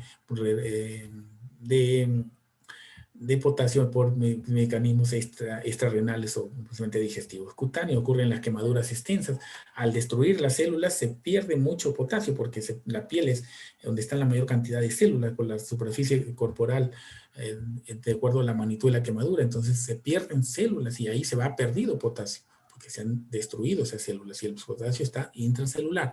Úlceras, con la presencia de úlceras, sudoración profusa, puede favorecer la pérdida de potasio por esta vía cutánea. Entonces, todo ello va a influir sobre esos mecanismos. Aquí un fluxograma en relación al potasio, controlar el potasio en orina. Hay que descartar la pseudo-hipopotasemia. La pseudo-hipopotasemia está relacionada, por ejemplo, a otras alteraciones de captura de potasio por células neoplasias, por ejemplo, sanguíneas, que se retiene más potasio en otras células, pero aumenta una hipercelularidad de leucemias que pueden producir esos tipos de lesiones. Aumenta la celularidad sanguínea y hay mayor contenido de potasio en estas células, captan el potasio del extracelular. Entonces no ampliamos en estas cosas, que es un fluxograma para llegar hasta su etiología. Las letras que están en color azul son las etiologías de acuerdo a cada alteración de sus medidas, tanto del potasio urinario como el gradiente transtubular de potasio. El tratamiento va a depender de la gravedad de la hipopotasemia, además de administrar potasio, que corregir la causa. Las alteraciones de estos electrodos se corrigen totalmente cuando se soluciona la causa que ha desencadenado esta alteración. La hipomagnesemia acompaña con frecuencia a la hipopotasemia y hay que corregirla. El tratamiento intravenoso, cuando es necesario, porque generalmente se requiere solo el tratamiento vía oral. Corrección con alimentos ricos en potasio o con alto contenido de potasio se corregiría. Es necesario el tratamiento endovenoso cuando la hipopotasemia es moderada, grave, hay una intolerancia oral, hay sospecha de hilio paralítico o una hipopotasemia grave, menor de 2.5 miliequivalentes por litro, con sintomatología grave. Puede ser arritmias, infarto agudo, miocardio, o predispone a corregir o necesario del tratamiento con digitales. Hay un efecto sinérgico de aumentar más la hipopotasemia cuando se consume digitales y se cursa con hipopotasemia. Entonces, debe corregirse para que los efectos no sean más graves para el paciente. La dosis, cuando es endovenoso, mayor de 20 miliequivalentes por hora por vía central, se diluye una solución salina de 500 mililitros, máximo 40 miliequivalentes por litro de cloruro de potasio. Se pasa en 2 horas, posteriormente se puede continuar, pero tiene que medirse. Siempre tiene que medirse la calemia para evitar incrementos excesivos o alteraciones. No se debe superar la dilución de más de 30 miliequivalentes en 500 mililitros de suero cuando hay otras alteraciones muy intensas que deben hacerse. No superar velocidad de infusión más de 20 miliequivalentes por hora. Preferible diluirlo solo con solución salina fisiológica. Si hay hipomagnesemia, esta hay que corregirla antes de administrar solución de potasio, pues muchas veces corrigiendo la hipomagnesemia se corrige la hipocalemia. 1.5 gramos de sulfato de magnesio intravenoso se puede administrar y tratar de corregir y compensar esto.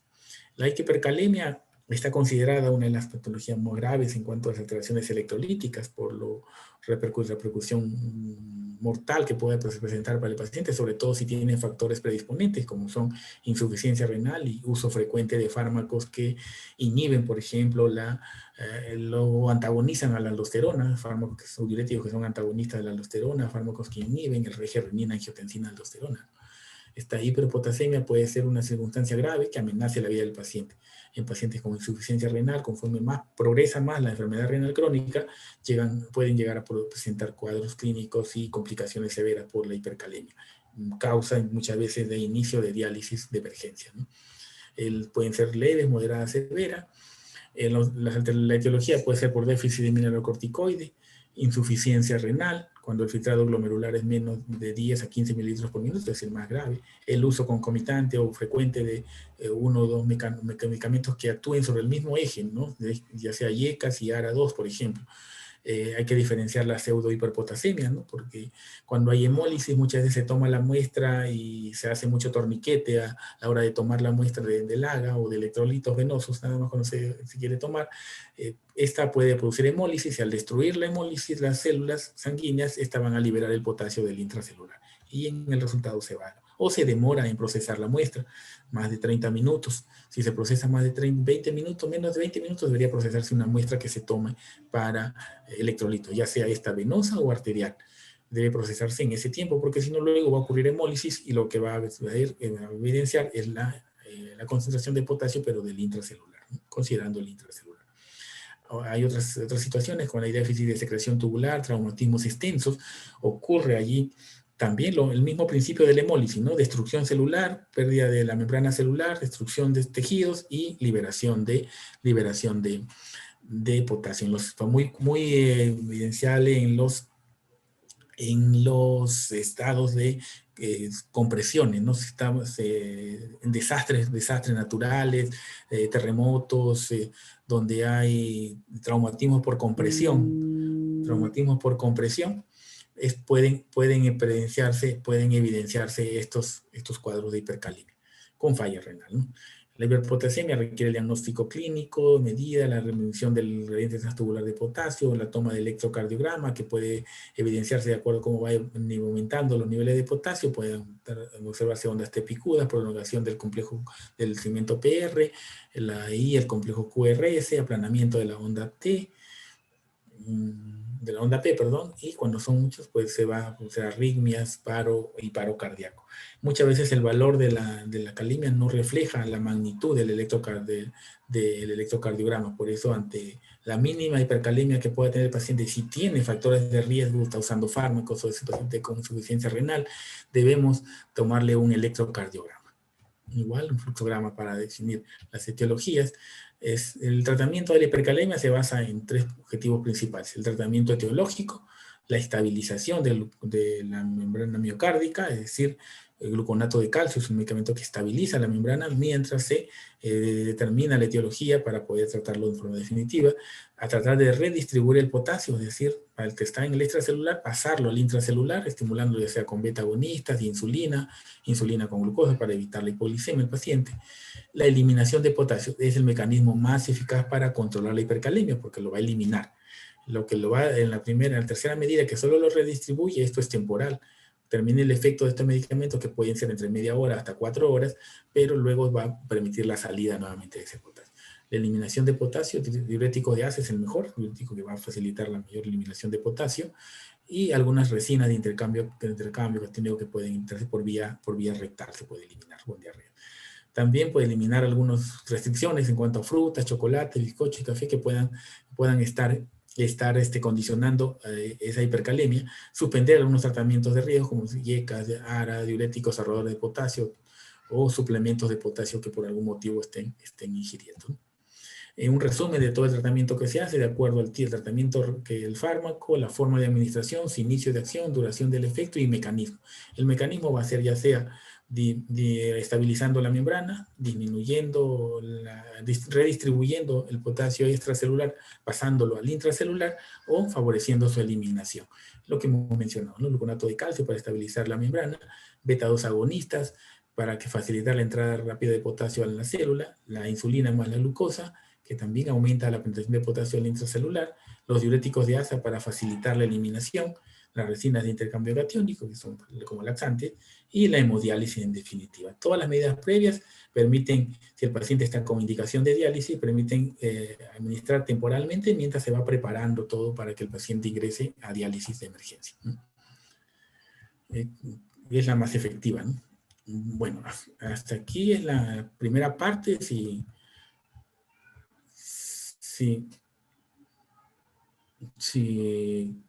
tienen alguna pregunta al respecto de estos 2 temas, de este tema pues, de electrolitos, vamos a dejar abierto unos minutos para continuar y creo que en 20 minutos podrá verse la otra presentación.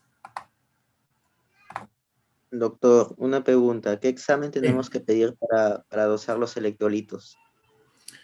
Para solo electrolitos, ¿te refieres si es sangre venosa o arterial? Porque el examen sería ese, dosaje de electrolitos. Puede ser, Ya. si solo electrolitos es suficiente con sangre venosa. Si es un examen de electrolitos que incluye también o requiere, necesitas el examen para ver los niveles de oxígeno en sangre o determinar la hipoxemia o tiene el paciente un cuadro respiratorio, está consumiendo oxígeno, allí sí es necesario gases arteriales. También se puede hacer en venoso, pero tienes que considerarlo como tal, donde hay algunas alteraciones, pero no nos permite evaluar bien la hipoxemia. La hipoxia o la oxemia, mejor dicho, la cantidad de concentración de oxígeno, la presión de oxígeno.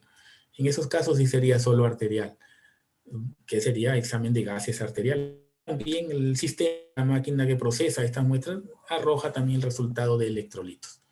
No cambiaría, o sea, los electrolitos no cambian si es que la sangre es arterial o venosa, pero los parámetros de oxigenación sí cambian en arterial o venoso, sobre todo la presión de oxígeno, la saturación, es mejor. En esos casos se requiere arterial, pero solo por lo que es los parámetros de oximetría, ¿no? De oxígeno. Pero electrolitos suficientes venoso, solo venoso. Muchas gracias, doctor.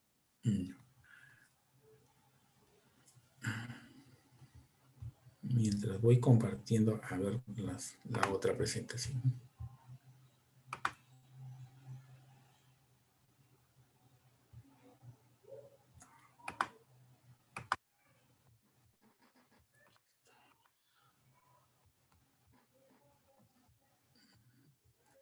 Pueden ver la otra presentación, ¿no?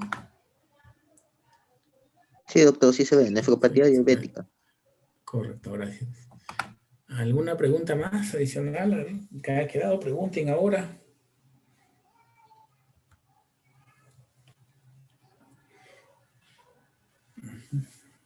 Bueno, yo creo que la práctica también, quizás, ojalá en las prácticas si hay la oportunidad de revisar, ver pacientes con manejos de trastornos electrolíticos, porque son frecuentes.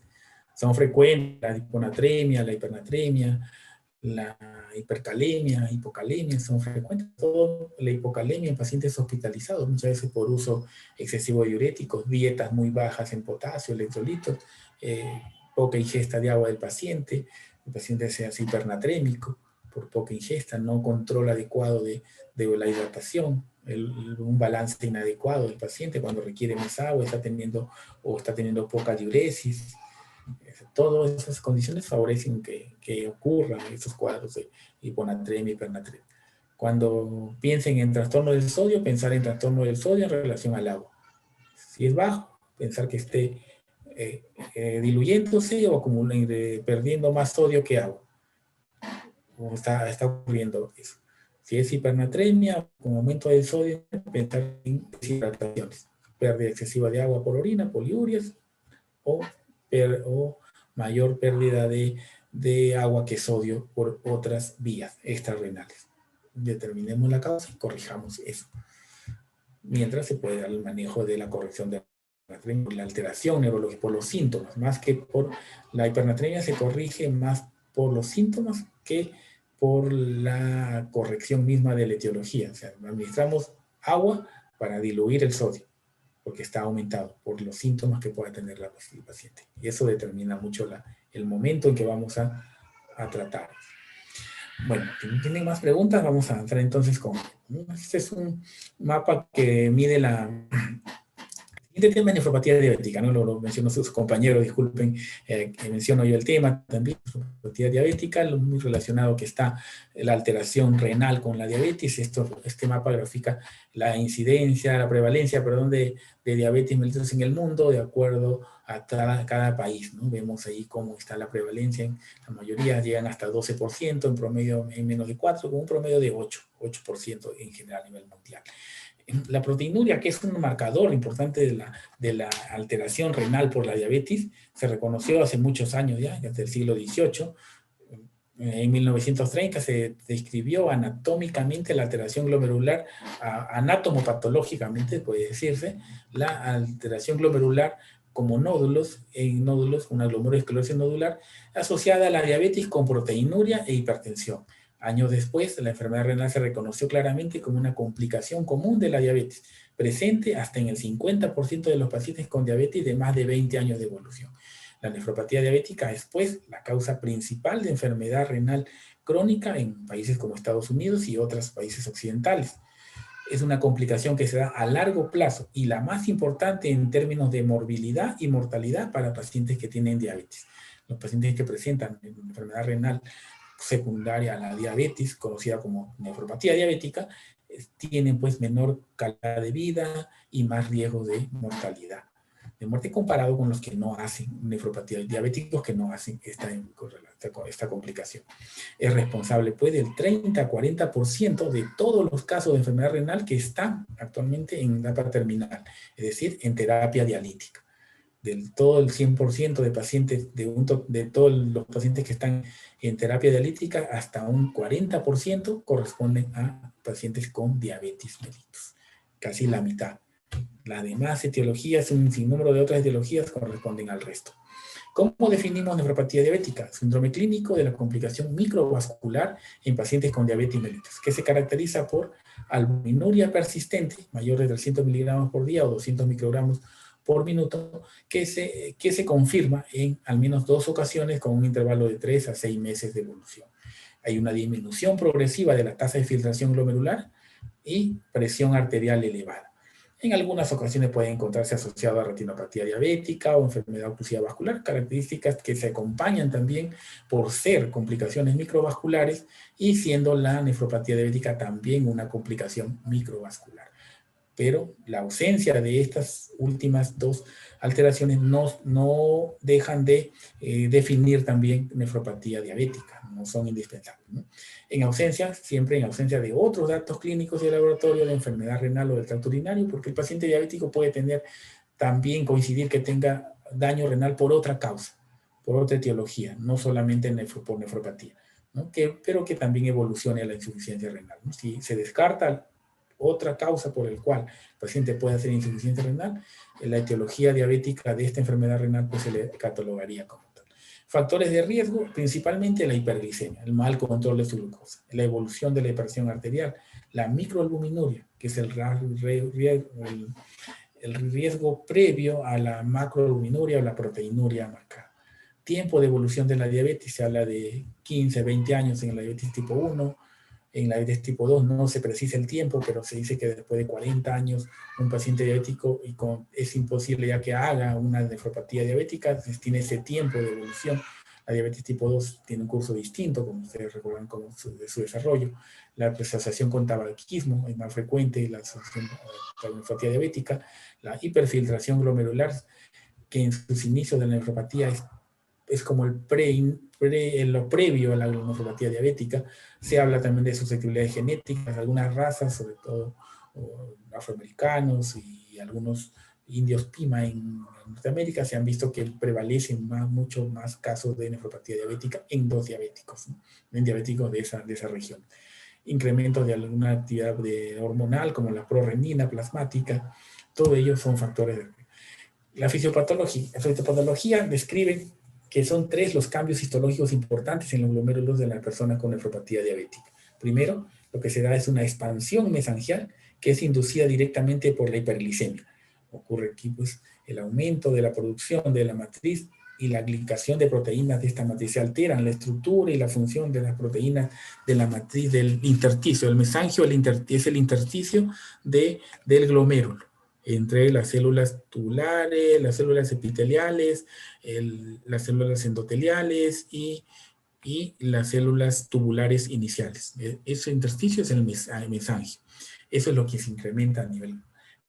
Seguido hay un engrosamiento de la membrana basal glomerular y como tercer cambio, la evolución de todos los anteriores, se da la esclerosis glomerular, que es causada por hipertensión intraglomerular, que es la misma que esta hipertensión intraglomerular es inducida por la dilatación de la arteria renal aferente o por lesión isquémica inducida por el estrechamiento hialino de los vasos que irrigan los glomérulos. O sea, hay una alteración, un cambio a nivel vascular que favorece esta esclerosis glomerular en un glomérulo con una matriz mesangial ya alterada, con engrosamiento de la barrera de la membrana basal glomerular. Estos diferentes patrones parecen tener el mismo significado pronóstico, es decir, independientemente cada uno suman para evolucionar a la gravedad de la lesión renal. Fisiopatológicamente se han reconocido pues alteraciones metabólicas, donde los productos finales de la glicosilación avanzada juegan un papel importante en todo ese mecanismo que lleva a los cambios a nivel del mesangio, la vía de los polioles con acúmulo de sorbitol que se convierte en un metabolito tóxico para los segmentos glomerulares, para todo lo que es la histología glomerular, y los cambios hemodinámicos, la hiperfiltración glomerular y la hipertensión glomerular. Algunos factores genéticos, a factores de crecimiento de citocinas, son sustancias proinflamatorias que se han relacionado con la proliferación y expansión mesangial. El factor de crecimiento de insulina tipo 1, el factor de crecimiento tisular beta, los productos finales de la degradación de la glucosa, factores de crecimiento fibroblástico, otras sustancias como la angiotensina, la endotelina, la interleuquina, tanto vasoconstrictores como vasodilatadores. En ese equilibrio de acción de todas estas sustancias, los que están en asterisco son los que se han reconocido con mayor frecuencia como participantes de todos esos mecanismos que llevan a la alteración del glomerular.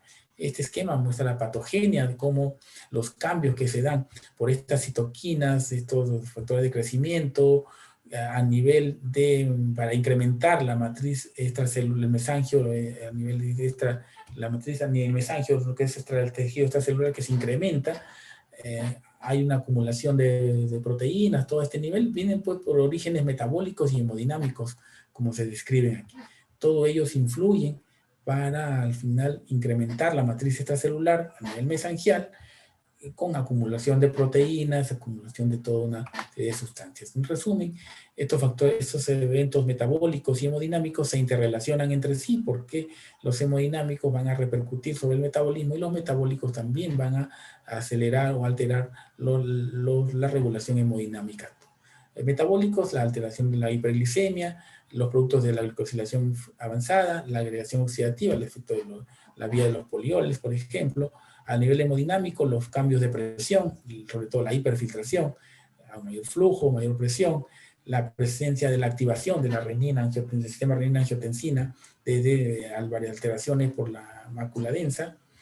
Todas estas interacciones de todos estos factores metabólicos hemodinámicos actúan en la génesis de las complicaciones diabéticas, incluyendo la nefropatía diabética. Es un mismo mecanismo que actúa sobre todo para las consecuencias de todas las complicaciones microvasculares.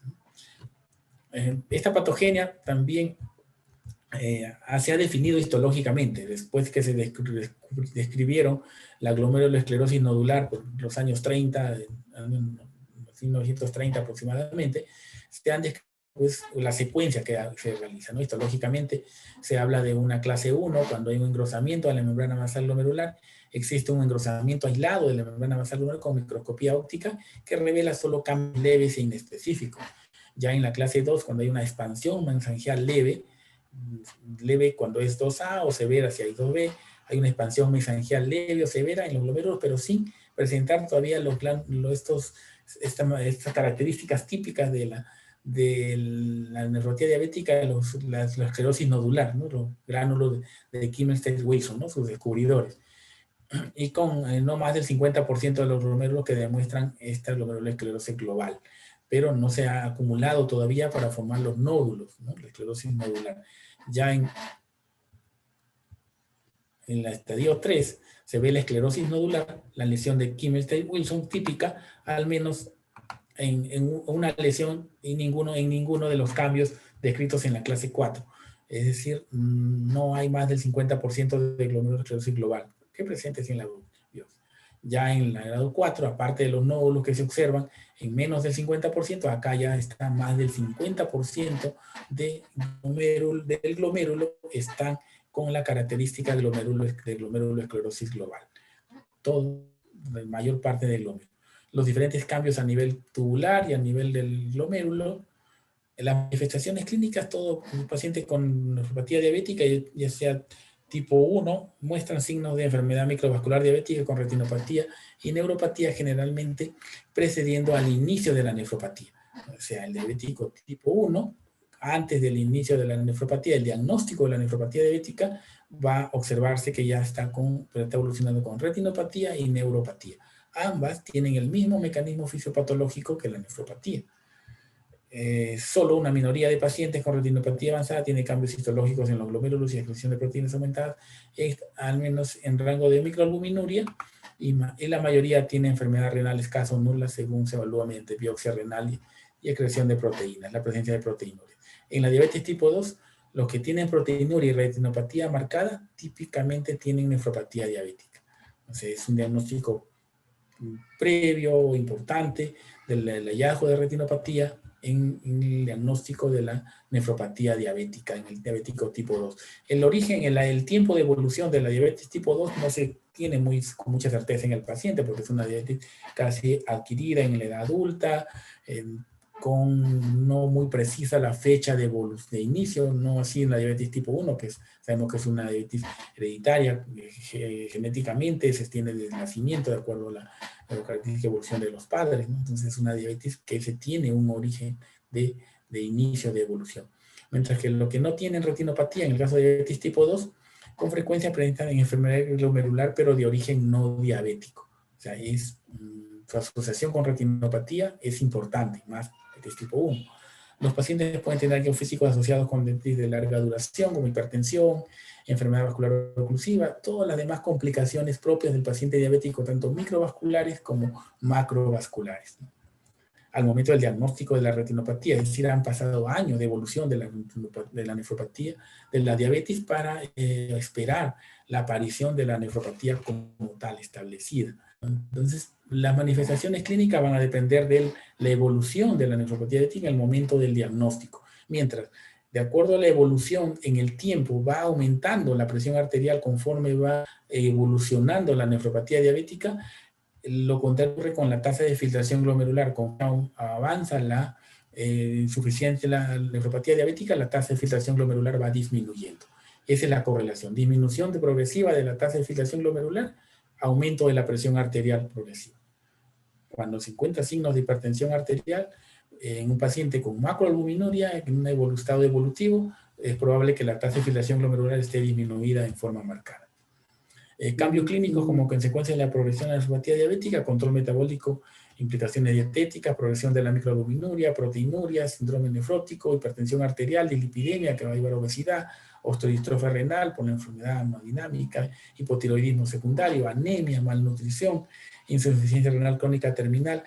Esas son las características, las consecuencias clínicas que puede presentar el paciente de la progresión de la nefropatía diabética. El cuadro final es la insuficiencia renal crónica terminal, donde se debe preparar para el tratamiento sustitutivo renal, ya sea diálisis.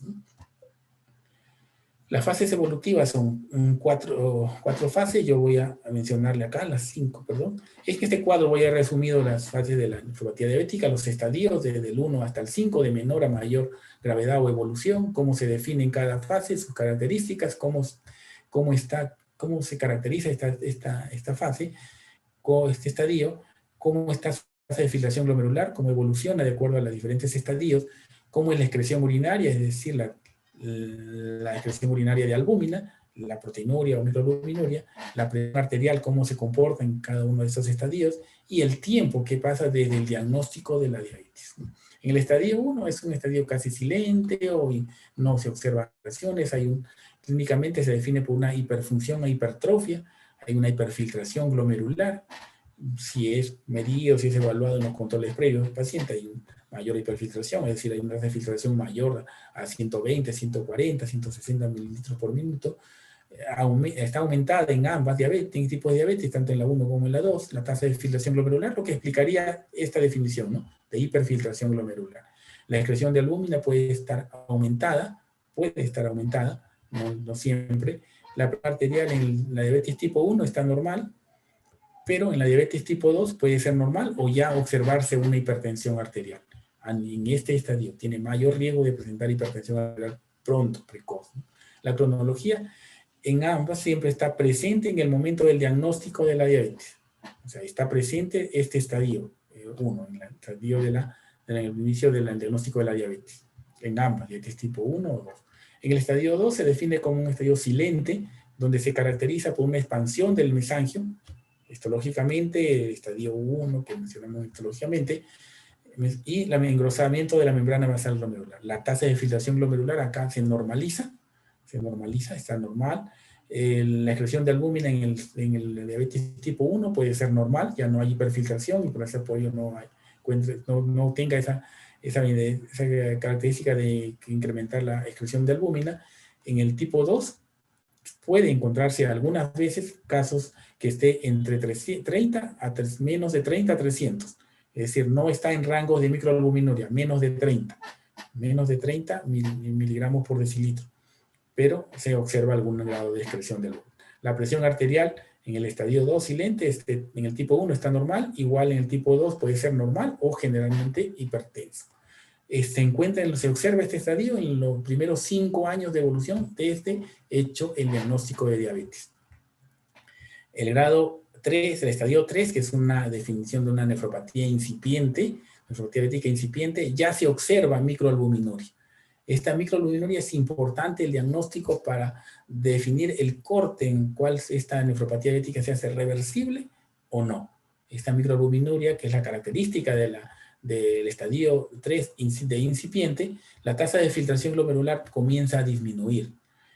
Aquí ya se encuentra una proteinuria en ambos estadios entre 30 a 300 miligramos por decilitro. Esa es la definición, ¿no? Menor o a 30 a 300 miligramos por decilitro. Es el rango de definición de proteinuria, de microalbuminuria. En el tipo 1 ya hay un incremento de la presión arterial y en el tipo 2 normal o hipertenso. También. Este estadio se observa desde el sexto al 15º o a los 15 años de evolución del diagnóstico de la diabetes. En el estadio 4, nefropatía diabética ya manifiesta, definida como tal. Lo que define a este estadio es la presencia de macroalbuminuria, la tasa de filtración glomerular está en descenso marcado, hay una proteinuria mayor a 300 miligramos por decilitro, donde esto ya es irreversible. Eso es importante recordar la etapa en la cual la nefropatía diabética, con el control correcto de la enfermedad de fondo, la diabetes, y la corrección con tratamiento antiproteinúrico, puede revertirse esta etapa incipiente y corregir hacia una diabetes mellitus. Pero ya en el estadio 4, ya la nefropatía diabética en macroalbuminuria se hace irreversible. La hipertensión se hace más manifiesta y han pasado entre 15 a 25 años del diagnóstico de la diabetes. Ya el estadio 5 es el estadio final, progresión ya de la nefropatía diabética, donde se llega a enfermedad renal crónica terminal con una tasa de filtración en 0 a 10, también marcada reducción. La tasa de la proteinuria ya aquí es disminución porque ya no puede no haber ya mucha proteinuria, mucha función renal como para permitir la excreción de albúmina. La hipertensión se hace más manifiesta, persistente, controlada con un tratamiento según el seguimiento, y podemos esperar esa evolución hasta llegar a enfermedad renal crónica terminal hasta 30 años después del inicio del diagnóstico de la diabetes. Lo mismo que se ha mencionado en estas evoluciones, el gráfico donde vemos cómo evoluciona la diabetes y sus cambios funcionales, los cambios estructurales, la hipertensión arterial, la microalbuminuria, la clínica de las complicaciones por uremia, ya la anemia, la insuficiencia renal, cómo va aumentando y progresivamente presenta pues ya necesidad de terapia. Y como importante apreciar en este gráfico el riesgo cardiovascular que significa la progresión de la nefropatía diabética. Cómo se incrementa conforme va incrementándose el daño renal y cómo va incrementándose la proteinuria. La proteinuria está relacionada directamente con mayor riesgo de morbilidad y mortalidad cardiovascular, independientemente de si es por nefropatía o es por otra patología. La proteinuria tiene la microalbuminuria persistente y que evoluciona a macroalbuminuria, representa un riesgo mayor de mortalidad y en relación a otras morbilidades que no cursan con esta macroalbuminuria. El diagnóstico, ver la velocidad de progresión, la diferencia entre insuficiencia renal crónica y insuficiencia renal aguda, condiciones que pueden descompensar al paciente diabético y pueda presentar esta reducción de la tasa de filtración glomerular. Otras nefropatías distintas a la diabética, porque puede hacer. La nefropatía diabética solo afecta entre el 30 al 40% de todos los pacientes con enfermedad renal crónica, pero hay otras nefropatías que puede presentar el paciente sin ser la evolución típica del paciente de la nefropatía diabética. Y otras complicaciones macro y microvasculares. El diagnóstico se realiza por albuminuria persistente. Mencionamos mayor de 300 criterios de diagnóstico, mayor de 300 miligramos por día o 200 microgramos de microgramos de albúmina por minuto de acuerdo al tiempo. Esta orina se realiza tomando algunas evaluaciones diferentes. Aquí, por ejemplo, aquí es donde se describe toda la albúmina puede medirse en orina de 24 horas, la definición de microalbuminuria cuando es menos de 30, normalbuminemia, perdón, microalbuminuria de 30 a 300, macroalbuminuria mayor o igual a 300. La albúmina en orina minutada, aquí es donde se define los 20 a 200 microgramos por minuto, se recolecta una muestra de orina en la noche, por ejemplo, si son 5 o 6 horas, se mide el volumen de orina, se mide la cantidad de proteínas en esa orina y se divide entre cuántos minutos se ha recolectado la orina. Si son 6 horas, 6 por 3 serían 3.600 minutos, ¿no? Más o menos. Entonces, eso es lo que se define más o menos se mide cuántos microgramos son por minuto. Si son más de 200 minutos, se está en un rango de macroalbuminuria. Igual la orina reciente, orina medida en miligramos por litro, o albúmina, miligramos por litro nada más, o también el cociente albúmina-creatinina, la relación de la albúmina con la albuminuria con la creatinuria. Si este supera, las medidas muy equivalentes, menor de 30 miligramos de albúmina por gramo de creatinina, o de 30 a 300 miligramos de albúmina por gramo de creatinuria. Esto es lo que puede ser una orina al azar. De preferencia, la primera orina de la mañana puede hacerse una orina, no necesita recolectarse orina de 24 horas. Se mide la albuminuria y se mide la creatinuria. Y se hace su relación en cuanto a la relación de cada una de ellas. ¿Cuántos gramos o miligramos de albúmina hay por gramo de creatinuria? Cuando supera estos gramos mayor de 300 miligramos de albúmina por gramo de creatinuria, hablamos de la nefropatía establecida o nefropatía diabética, que es la macroalbuminuria. Irreversible, ya no manejable. La biopsia renal no está indicada generalmente en pacientes diabéticos porque cuando se sabe que la etivolución es típica de una nefropatía diabética. Se indica cuando hay duda, se sugiere pues hacerse se sospecha de otras etiologías. ¿Cuándo indicará una nefropatía glomerular de otro origen? ¿Qué signos nos indican que sea eso? Por ejemplo, cuando persistencia de microhematuria, o sea, sangre en la orina, la cosa que no evoluciona normalmente en la nefropatía diabética. Progresión de proteinuria a una forma muy acelerada. Vemos que en ambas nefropatías pueden tardar el tiempo de hasta 30 años de evolución. Sobre todo ese tiempo ha sido más específico y definido por la evolución de la nefropatía diabética, la diabetes tipo 1. Pero se estima que se ha traspolado toda esa información a que sea igual en el diabético tipo 2, pero no se conoce exactamente el tiempo de inicio del paciente con diabetes tipo 2 que pueda evolucionar. Puede ser de momento del diagnóstico, el paciente ya puede tener signos de nefropatía diabética incipiente o nefropatía ya establecida. Presentación aguda o progresión de la insuficiencia renal que pueden enmascarar la proliferación capilar, una glomerulopatía rápidamente progresiva. Otras alteraciones inmunológicas que pueden observarse, lupus, alteraciones del complemento, vasculitis, que puedan asociarse a un diabético, ¿no?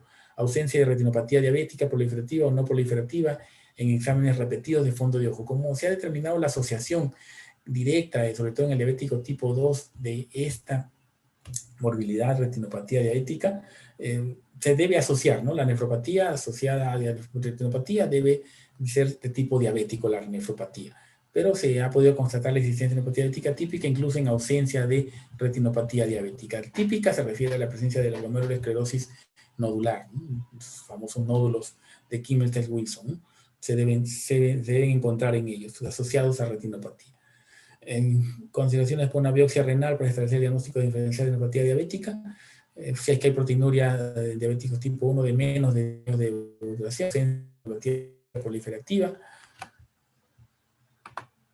ausencia de sedimento urinario activo con hematuria macroscópica y cilindro semático, evidencia clínica o bioquímica de una enfermedad sistémica. En esos casos, pues, debemos biopsiar al paciente.